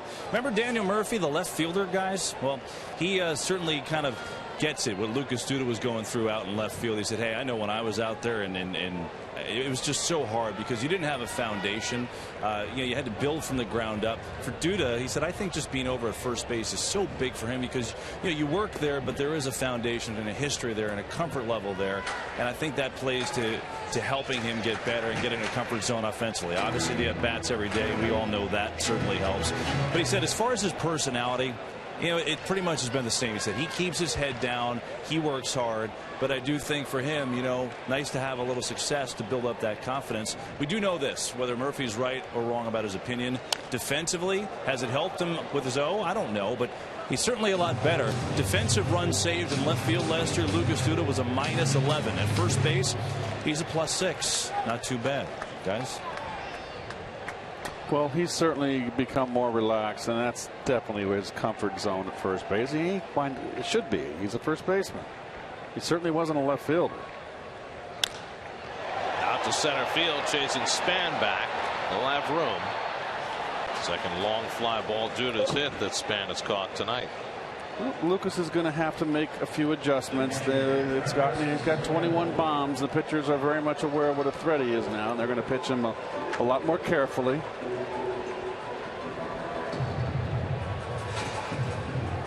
Talking about Lucas playing first base, I think he's also become a better first baseman since he's been out there every day. I agree. And very quick. What impresses me is very quick on the double play ball that he starts. The 3-6, whether it's a 3-6-1 or a 3-6-3. Here's d'Arnaud taking a curveball off the plate.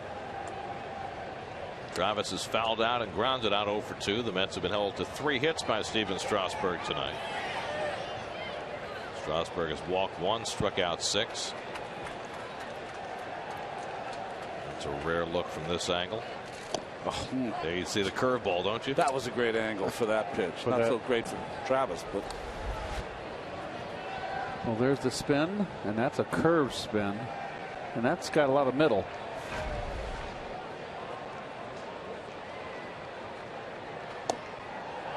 A curveball followed by a changeup.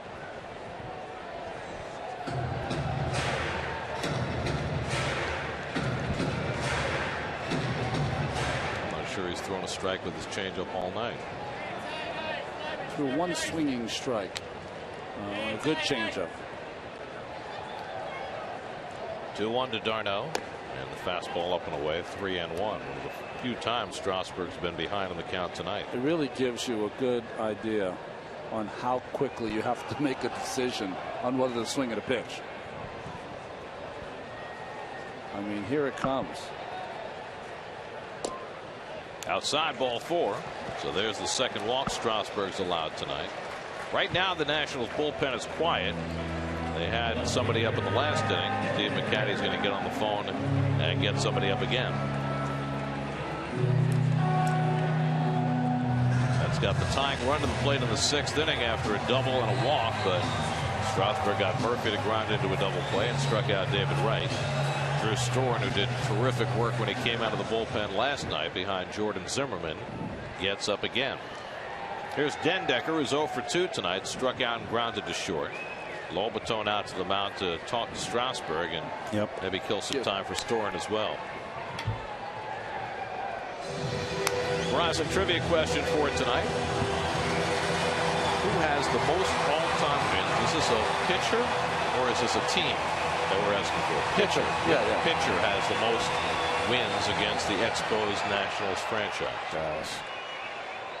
Steve McCaddy's going to go to the mound to kill even more time for Drew Storen. This is one of those games that you're kind of sleepwalking through. You know, RJ, you got Strasburg cruising, and this game can get away from you real quick. It's a tighter ball game than it seems. Than it feels like. Yep. Yeah, exactly. One more hit, you got a chance to tie up the ball game. Well, the Nats have been ahead from the jump in this game. Adam LaRoche hit a 2-run homer in the first. Bryce Harper added a 2-run homer in the 4th. Strasburg giving up just an unearned run over 6 in the 3rd. Well, the wheels have to be moving now. Terry's got to anticipate. You know, Storen's going to be in this game probably at some point. And you know, we talked in the open, Keith, about the Mets' inability to get some runs in yesterday. We didn't really talk a lot about this job Storen did. I mean, it was as good a relief job as you'll ever see with the bases loaded. Kirk Neuenhuis has become the prime left-handed bat off the bench. Has the batting gloves on, ready to go. Dendecker is struck out and grounded out 0 for 2. d'Arnaud at first and 1 out. And Matt fouls one off the left side. 0-1. That's it. Good practice swing right there. Keep that top down. Make sure you chop down on. Well, not. It seems like you're chopping down with that level swing and that high pitch. Stay on top of it.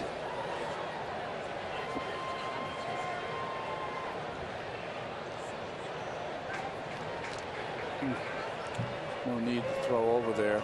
4-1 game. Catchers on first base. I know d'Arnaud runs better than most catchers, but still. It's not running here. Exactly. Well.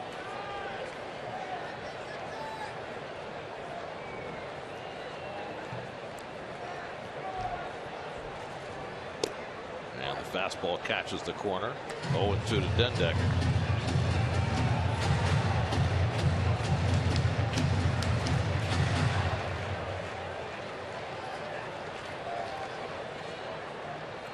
Matt is 2 for 9 in this series.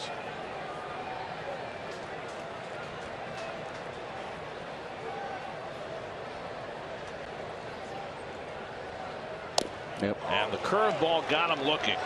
7 strikeouts for Steven Strasburg. 2 down. Well, you kind of knew that was coming 0-2. Drops it on the outside corner. So fastball fouled back, fastball in for a strike, backdoor curveball. Good series of pitches. Dendecker knew it. So 2 out. Darnell still at first, and here's Lagares, who's hit a comebacker and taking a call 3rd strike tonight, 0 for 2.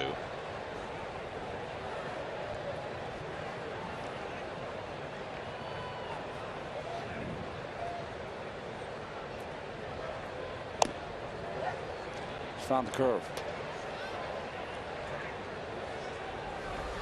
It's amazing. You can spend 2 hours on that mound and you can't get a feel for it, and then all of a sudden it clicks in and instant strikes.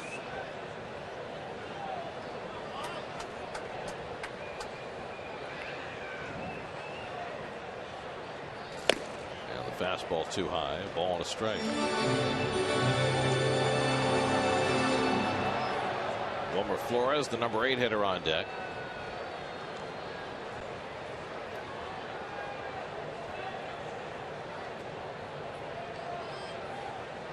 Strasburg about to throw his 100th pitch of the night. And Lagares swings through the fastball, 1-2. Right down the middle. Swung right through it. He drops his back shoulder. It's his in more than I thought.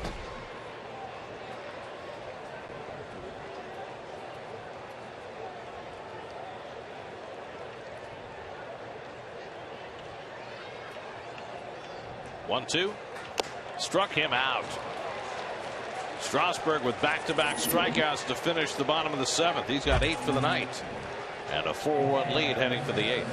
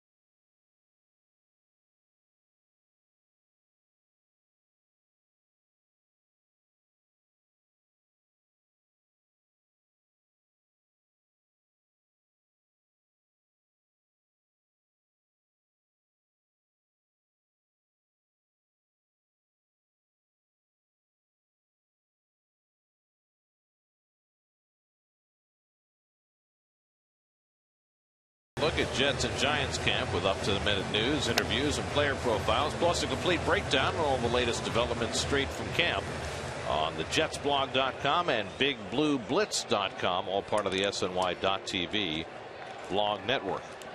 Carlos Torres got a big out with the bases loaded to end the 7th. He'll stay on for the 8th to face Bryce Harper. Harper hit a 2-run homer back in the 4th, his 6th of the year, and his 3rd in the last 8 days against the Mets.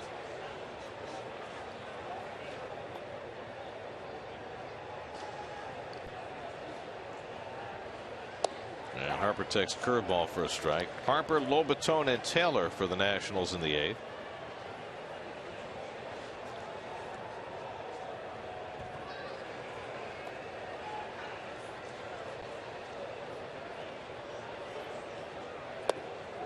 Back-to-back curveballs from Torres, and it's 0-2. You'll see that often from Carlos. That's nice to see, though. I think that, you know, he's got such a good cutter. He likes to throw that a lot, and he's got to be a little more deceptive in changing his pitches up a little. Well, there had been conversation about Torres tipping his pitches, which doesn't really seem to compute given the way he pitches. Yeah, I mean, he throws 90% fastballs just about. Now, it's not going to come out that way, but it's fastballs and cutters, and so, I mean, tipping off a pitch that he throws all the time is, to me, is not really tipping off. But I like that he's throwing his curveball a little more. So what have you seen lately from Torres that has hindered him? Well, I think that it's funny that when he was getting tons and tons of action, he had more life in his ball, but then when he's gotten a lot of time off, which is supposed to be the other way around. You know, the bottom line for Carlos is that sometimes he has some overpowering stuff. For the most part, he doesn't. So he's got to be very precise on the knees, on the corners, and that's just been the difference. His ball's been up in the zone, and he just can't survive that way.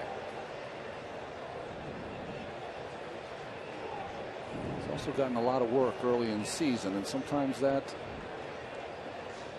takes away from the end of the season. And another curveball when he strikes out Harper, so he really went heavily to his curve. He's faced two batters and struck them both out. Well, remember the last time Harper was up, even though Desmond stole the base, he struck out on a curveball from G. So right back to the same game plan by Carlos Torres. That is not a good swing. Also, when the guy hits a fastball 450 feet, he changed the game plan a little. So 1 out and nobody on. Now Jose Lobaton, who is 0 for 3 tonight, robbed of a hit by Dendecker, who made a diving catch back in the 4th. And Lobaton takes a curve for a strike, so very much a different game plan for Torres. Steven Strasburg done after his 7 very strong innings tonight. Allowed just a run on 3 hits, struck out 8. And he'll hand it over to the bullpen. Another curveball, another strike. It's 0-2 to Lobaton.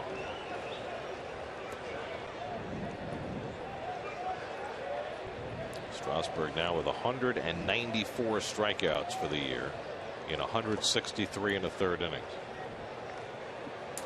It's a nice Strato card. A lot of K's on that card.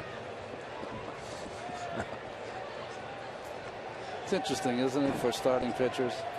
They never talk during the game, and then once they're out of the game, they can't shut up. Well, he's got 101 pitches to talk about. No, exactly. Well, you just know. It's just because you know you still have all that adrenaline pumping, but you know that you can shut down the competitive gene. It's gone.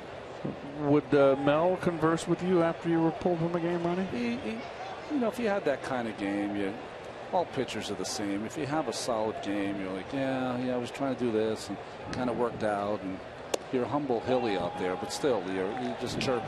But what might McCaddy be trying to convey to Strasburg after that good an outing? I think he's just listening. I think Strasburg's doing most of the talking. What happens is if you pitch the good ball game, it's kind of like a guy who has a good golf game. It's another walk here by Mets pitching.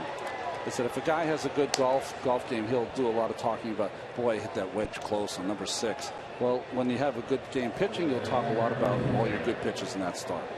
Let's check in with the studio. Kareth Burke is there with the game break, brought to you by the New York State Smokers Quit Line.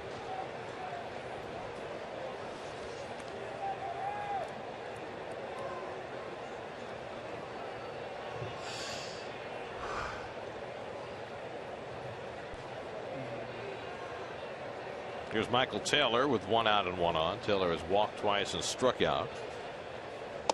And takes a fastball strike from Torres. Kevin Franzen has come out on deck to pinch hit for Strasburg.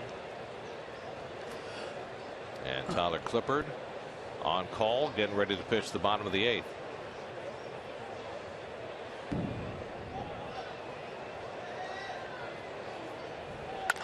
Taylor slugs one to deep right center. Back goes Lagares to the warning track, and he runs it down.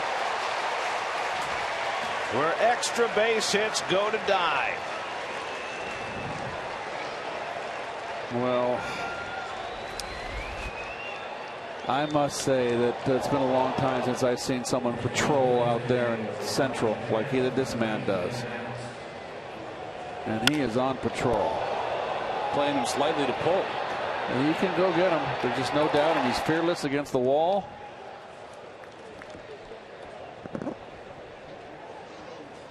There's a sameness to the way he makes plays. Yeah.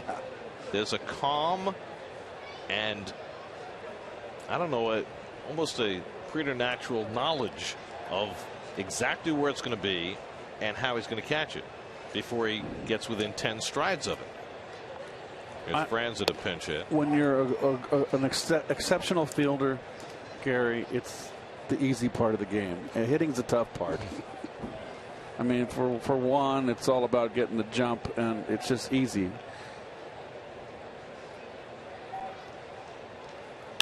He's got those soft former infield hands that he uses in center field. Anderson catches it in fair territory. That retires the side. Nationals go to the bullpen as we head to the bottom of the 8th. 4-1 Washington.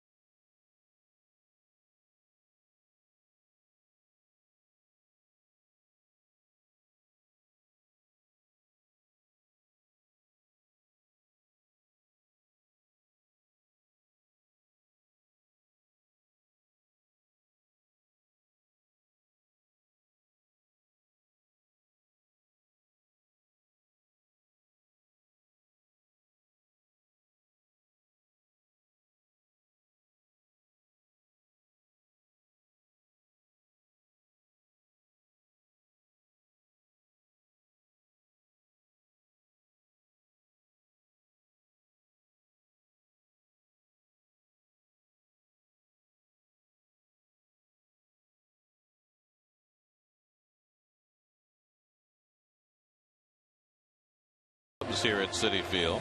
Our coverage begins at 6 o'clock here on SNY. Zach Wheeler gets the start tomorrow night against Travis Wood. Tyler Clipper takes over the pitching for the Nationals as we go to the bottom of the 8th. Well, I always call him one of the finest 8th inning guys in all of baseball. He just the numbers show it. He's just one of those guys that is fearless. Many times he's called upon to go through the middle of the lineup to set it up for the closer Soriano. He's a 4-pitch pitcher. And we saw him here pitch his first big league game in Flushing at the old Shea. Nationals stole him from the Yankees. Jonathan Albaladejo. Yes. There you go. Wilmer Flores takes a strike. Well, Henry Mejia hasn't pitched in a few days, so it looks like he'll get an inning in the 9th. Kirk Neuenhuis on deck to pinch hit for Carlos Torres. Nice bounce back effort by Torres tonight. So you got the Cubs coming in tomorrow night with their latest young star, Javier Baez, having played 10 games in the big leagues, has already hit 4 home runs. And what's interesting is that since Baez has gotten to the big leagues, Starlin Castro has raised his game. Funny how that works. Competition. I mean, Baez was a shortstop a good part of his minor league career as Flores strikes out for the first out in the 8th. And, you know, Baez is playing second base right now, but you don't know exactly what the future is going to hold there. Especially with that trade of Addison Reed, who's in the minor leagues. But the one guy I want to see how he's improved, he was hitting well then, is Rizzo, the first baseman. What's he have, 27 home runs, 65 RBIs. And the thing is, Baez is 21. Rizzo is 23. Castro's only 24, and he's already got 828 hits in his career. And then they've got the kid Alcantara, who's playing mostly in center field right now. He's 22. Yep. Chris Bryant, their stud third baseman, should be up fairly soon. Has he hit like 30 home runs or something? Well, he was having a great year. Yeah. And then the other kid, the outfielder Soler, he was hurt with a hamstring, but in the 150 at bats Soler's had in the minors this year, he's got a 1200 OPS. He's 22. So they have an enormous amount of position player young talent, some of which is in the big leagues now and some of which might be here before the end of the year. It's kind of the opposite of what the Mets have on the horizon. The Mets have some position player talent, but this wealth of young pitching, which makes the Cubs and Mets very interesting trade partners this coming off season. If Theo can get a ring over there in Chicago after Boston, that is the greatest 1-2 in the history of the game. That would be quite an accomplishment. Neuenhuis is out on strikes. Back-to-back strikeouts for Clippard. Well, that's what's coming up for the Mets. The improving Cubs, the first place Athletics, and the first place Dodgers. Go get them. Boy. Clippard is just like he's got a friggin' lawnmower mowing him down. Excuse my language there. I don't know how I hate that term. It's very uneducated to say that. It's better than the other term.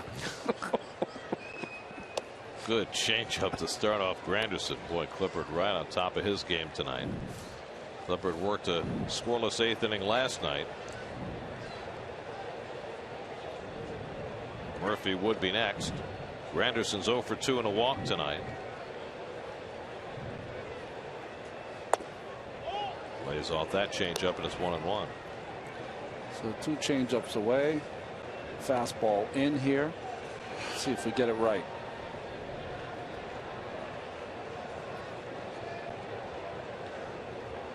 Fastball in. Thinking right with you. Granderson lifts one down the right field line, and Taylor over in the corner to make the catch. Granderson taking a pop toward that short corner and came up just a bit shy. After 8, 4-1 Washington.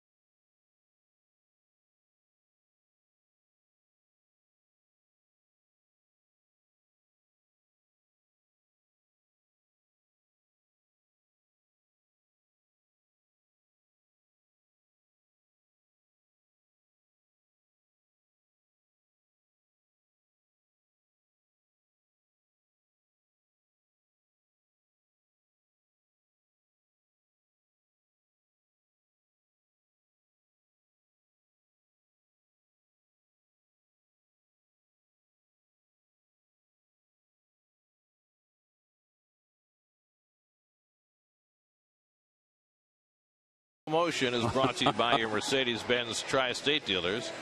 Visit them on the web at searchmercedes.com.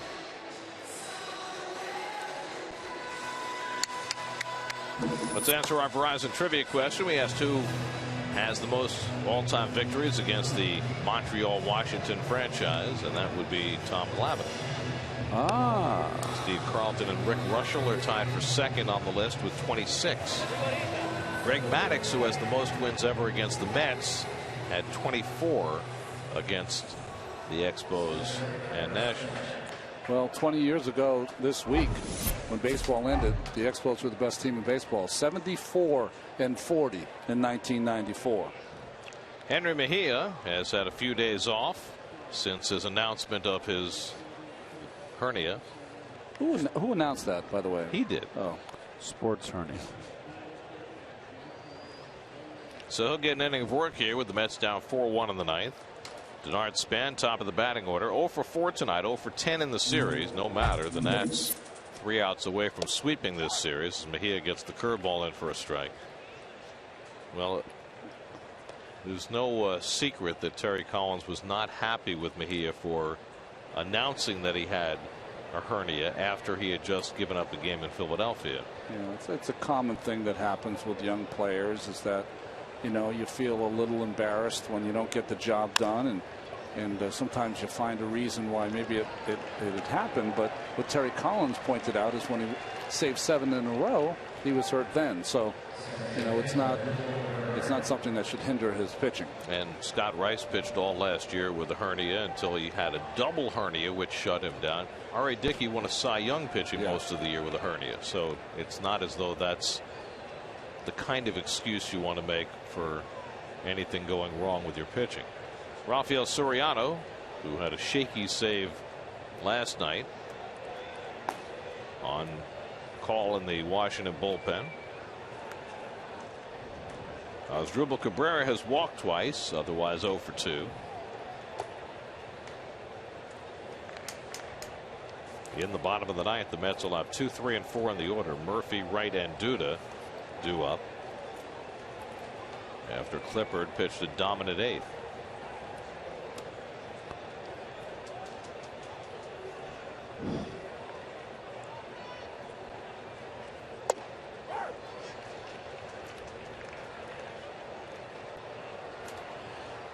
Well, they're going to keep Jerry Blevins up alongside Soriano in case they score a run.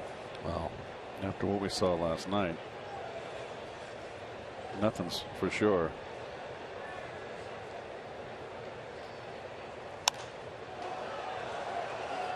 .95 from Mejia. 1 and 2 to Cabrera. Coming up tonight after the postgame show, it's Geico Sports Night. Chris Carlin will be in the chair. Geico Sports Night over the Big Bang Theory. I think that's a good call. See you later, Chris. I've never seen Chris have quite that smile in real life, by the way. He smiles all the time. Yeah, but a different smile. Cabrera out on strikes. 7 strikeouts from Met pitching tonight to go with 7 walks.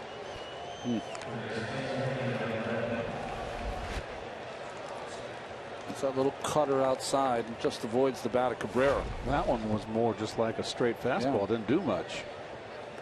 So 2 out and nobody on. Now Anthony Rendon, who's 1 for 4 tonight. Nats got all their runs on 2 swings. Adam LaRoche, a 2-run homer in the first. Bryce Harper, a 2-run homer in the fourth.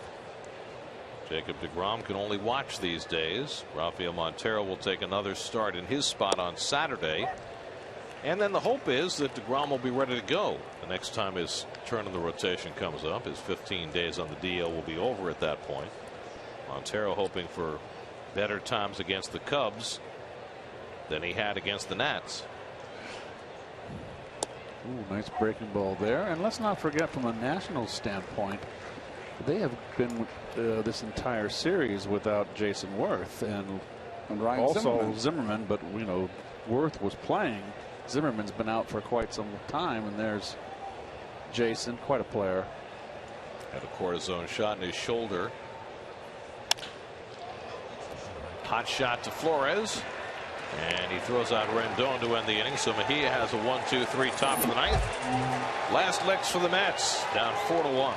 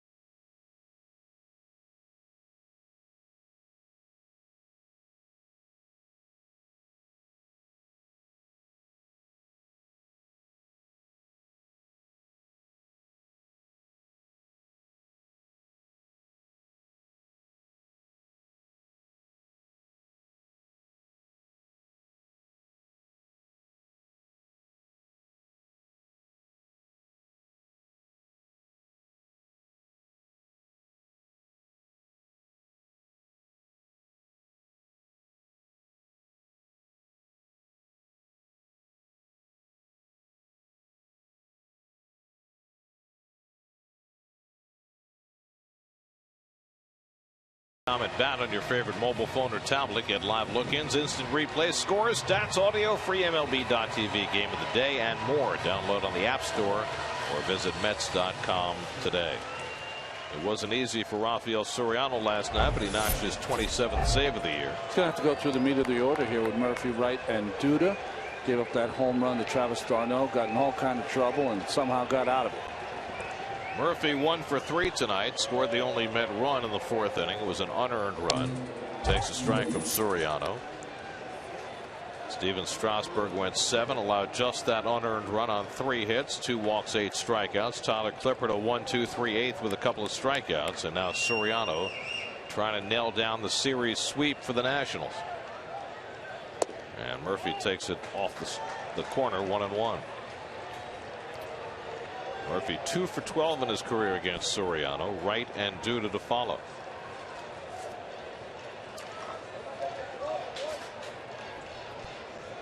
Mets need a couple of bloops and a blast. There's that slider by Soriano, 1-2. That was a good one there. That's a very good one.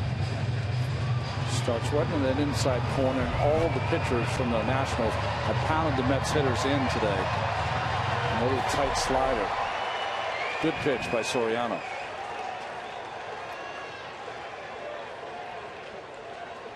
Soriano now 34 years old. This is low and in, 2-2.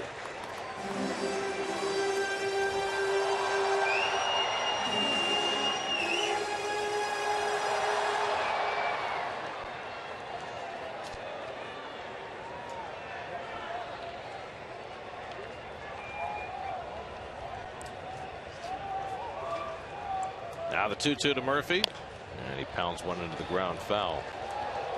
It was 2 years ago that Soriano filled in for an injured Mariano Rivera and saved 42 games for the Yankees. Might have been not his best season, certainly his most unexpected season. Yeah. Brought to New York to be a setup guy, wound up being the closer, and had a great year. That got him that contract to the Nationals.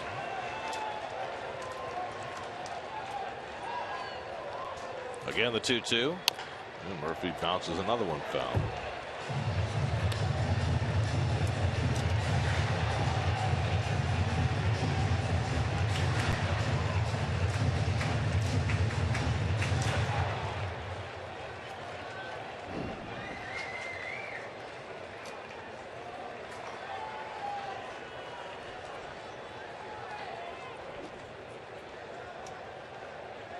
Seventh pitch of the at bat coming to Murphy, and he yanks that one foul.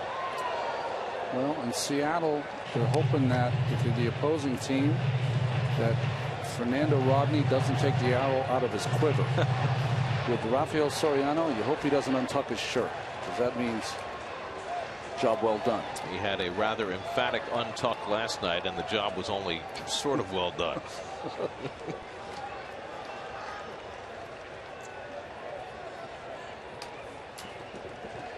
Murphy giving Soriano a tussle to start this bottom of the ninth, and he hits it sharply, but right at Cabrera on one hop. One out. By the way, speaking of Seattle, their pitching staff has now gone 12 straight games allowing 3 runs or less. It's a nice formula for success. Seattle finds themselves just percentage points out of the second wild card. Well, the big thing is they get so much pub because of the Akuma and, of course, the Felix. Their starting staff, but their bullpens dropped their ERA in half this year. That has been the big plus. Plus, getting Cano didn't help. Didn't hurt. They made a nice trade to get Austin Jackson too. That was a good pickup for them. And Morales has hit a couple of home runs since he's been there. David Wright takes it wide for ball one. David's 1 for 3 at a base hit his first time up tonight. Struck out his other 2 at bats against Strasburg, who fanned 8 in his 7 innings.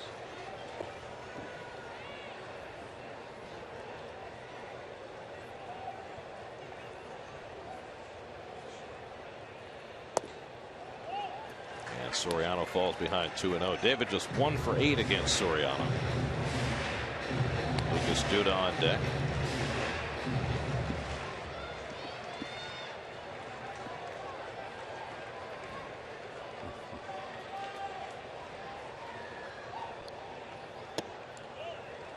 And now 3-0. Yes, Soriano. And he just takes forever. He walks, let me see, he does the circle, grabs the rosin bag, wipes his hand, gets back on the mound. And Ronnie, wake me up when he goes into this wind up. Okay. I'll give you a little push over there. There is a 12-second rule with nobody on base, isn't there? That's a strike. Well, we've had Anthony Record do play-by-play tonight. Now we've had Keith do play-by-play.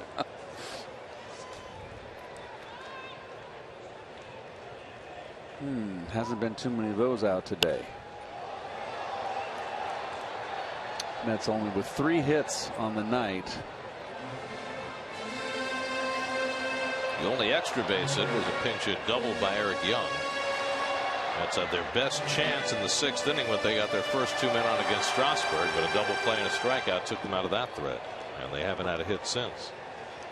Mets are 0 for 17 in this series with runners in scoring position. 3-2 coming to right, and he fouls off the fastball.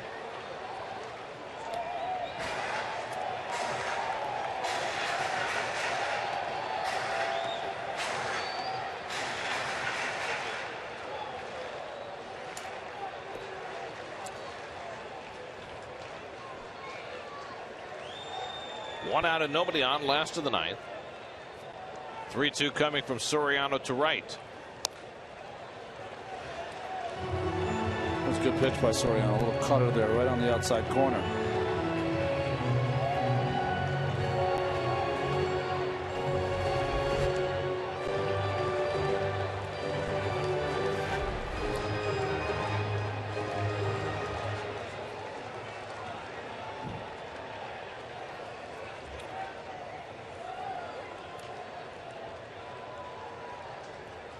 Eighth pitch coming to right, and David pops one up. Desmond with the angle. 2 out.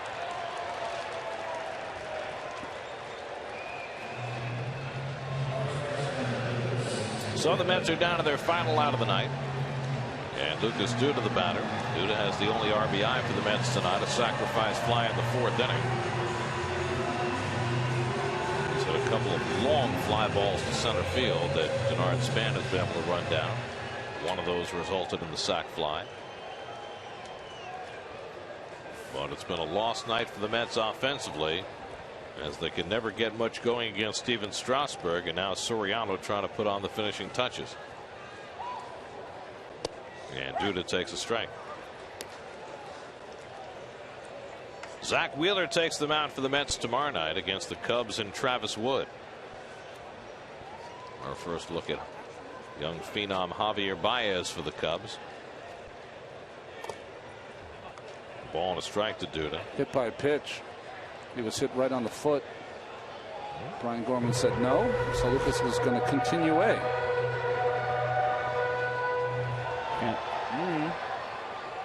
The ball didn't go to the right without hitting him. And now Terry Collins is going to come out, and he can challenge this call. This is a challengeable call, You're hit by pitch or not. You're down 3 runs. You need base runners, so why wouldn't you do this? Yep. Get a runner on. And the Mets are going to ask for a replay challenge. What confused me here was that Duda didn't seem to protest all that much, but it hit him right on the toe. Wouldn't have taken that right turn had it not hit him. Can we see that again, guys? Lucas doesn't move too quick, but he definitely had the body language that he looked at Gorman and said, you know that hit me. Let's see it in one last look here. Well, there was no reason for that ball to take a sharp right turn unless it hit him. No, you definitely hit his front There foot. we go. We'll get a better shot here. You know what? It's a curveball, and the ball.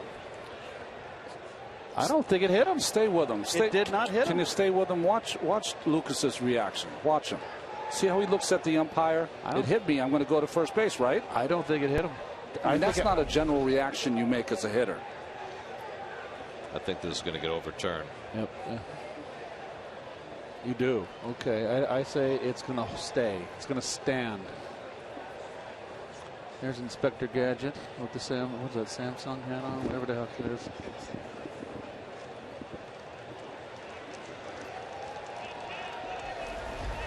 Oh, here we go. I don't think it hit him. We'll see.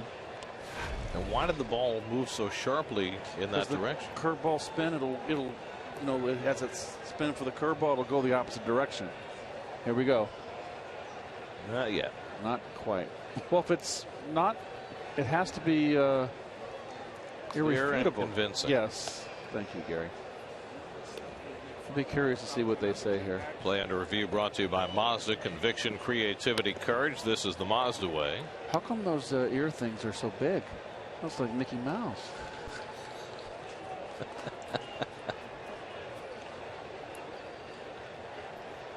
Well, the Mets are down to their last out in this game. If they do rule it was a hit batsman, then the Mets would have a 2-out base runner with D'Arnaud coming up. Otherwise, it's simply 1-1 to Duda. Again, go to the reaction of Lucas after the pitch went by him. He looked at Brian Gorman like, hey, Brian, that ball just hit me, right? I'm going to go to first.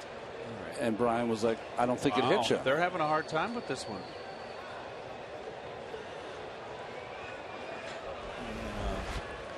Now, if we can stay with this, okay, let's say Look we where don't. that ball hits. I'm sorry, it didn't hit him. Let's say we don't know if it hits. Just stay with it and watch Lucas's reaction if we can. He doesn't do this.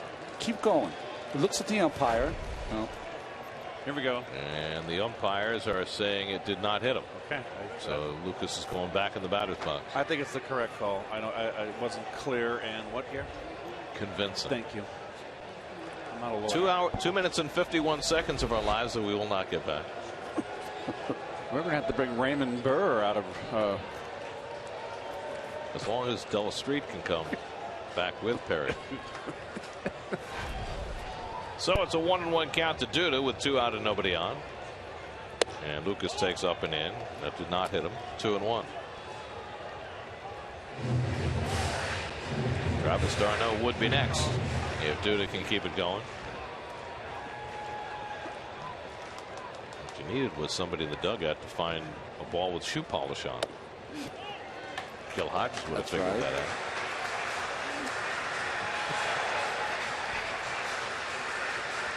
Used to wear those black leather spikes with the kind of leather bottoms, and they used to shine them every day, right, Keith? Yep. Rydell's sometimes, Wilson. They weren't very comfortable. 3-1 to Duda, and he fouls it off. Did you like those metal toe plates? No, I did not wear those. I did not like it. I didn't even like the look either. They were terrible. The look was tired. They got that kind of rubberized, that they would like kind of heat on and attach to the top of the shoe, and guys did that. I didn't like that either. That's down to their last strike. Soriano's 3-2 on the way. And Duda grounds one into the shift. Tough play. Cabrera with the running throw, and he is out, and the ball game is over. The Nationals win their 11th straight at Citi Field. They sweep the 3-game series from the Mets. They hit 2 more home runs tonight. Strasburg with 7 strong innings, and Washington wins it 4-1. Well, I think it was one of those games that I think the tone was set in the first 2 games, but then the exclamation point in the first inning with the 2-run home run right off the get-go off Dylan G, who took the loss tonight off the bat of LaRoche. And I think it just kind of took the starch out of the Mets here. This was a game where they were flat. And this is a Washington team that's got to feel very, very good about themselves coming in here and doing this to the New York Metropolitans. 25 wins in their last 29 games at Citi Field for the Washington Nationals. The game summary brought to you by New York Community Bank. Dylan G did not have a strong outing tonight. Steven Strasburg did. The LaRoche and Harper home runs plenty for the Nats as they sweep the series and win tonight 4-1. We'll come back with more from Citi Field in just a moment.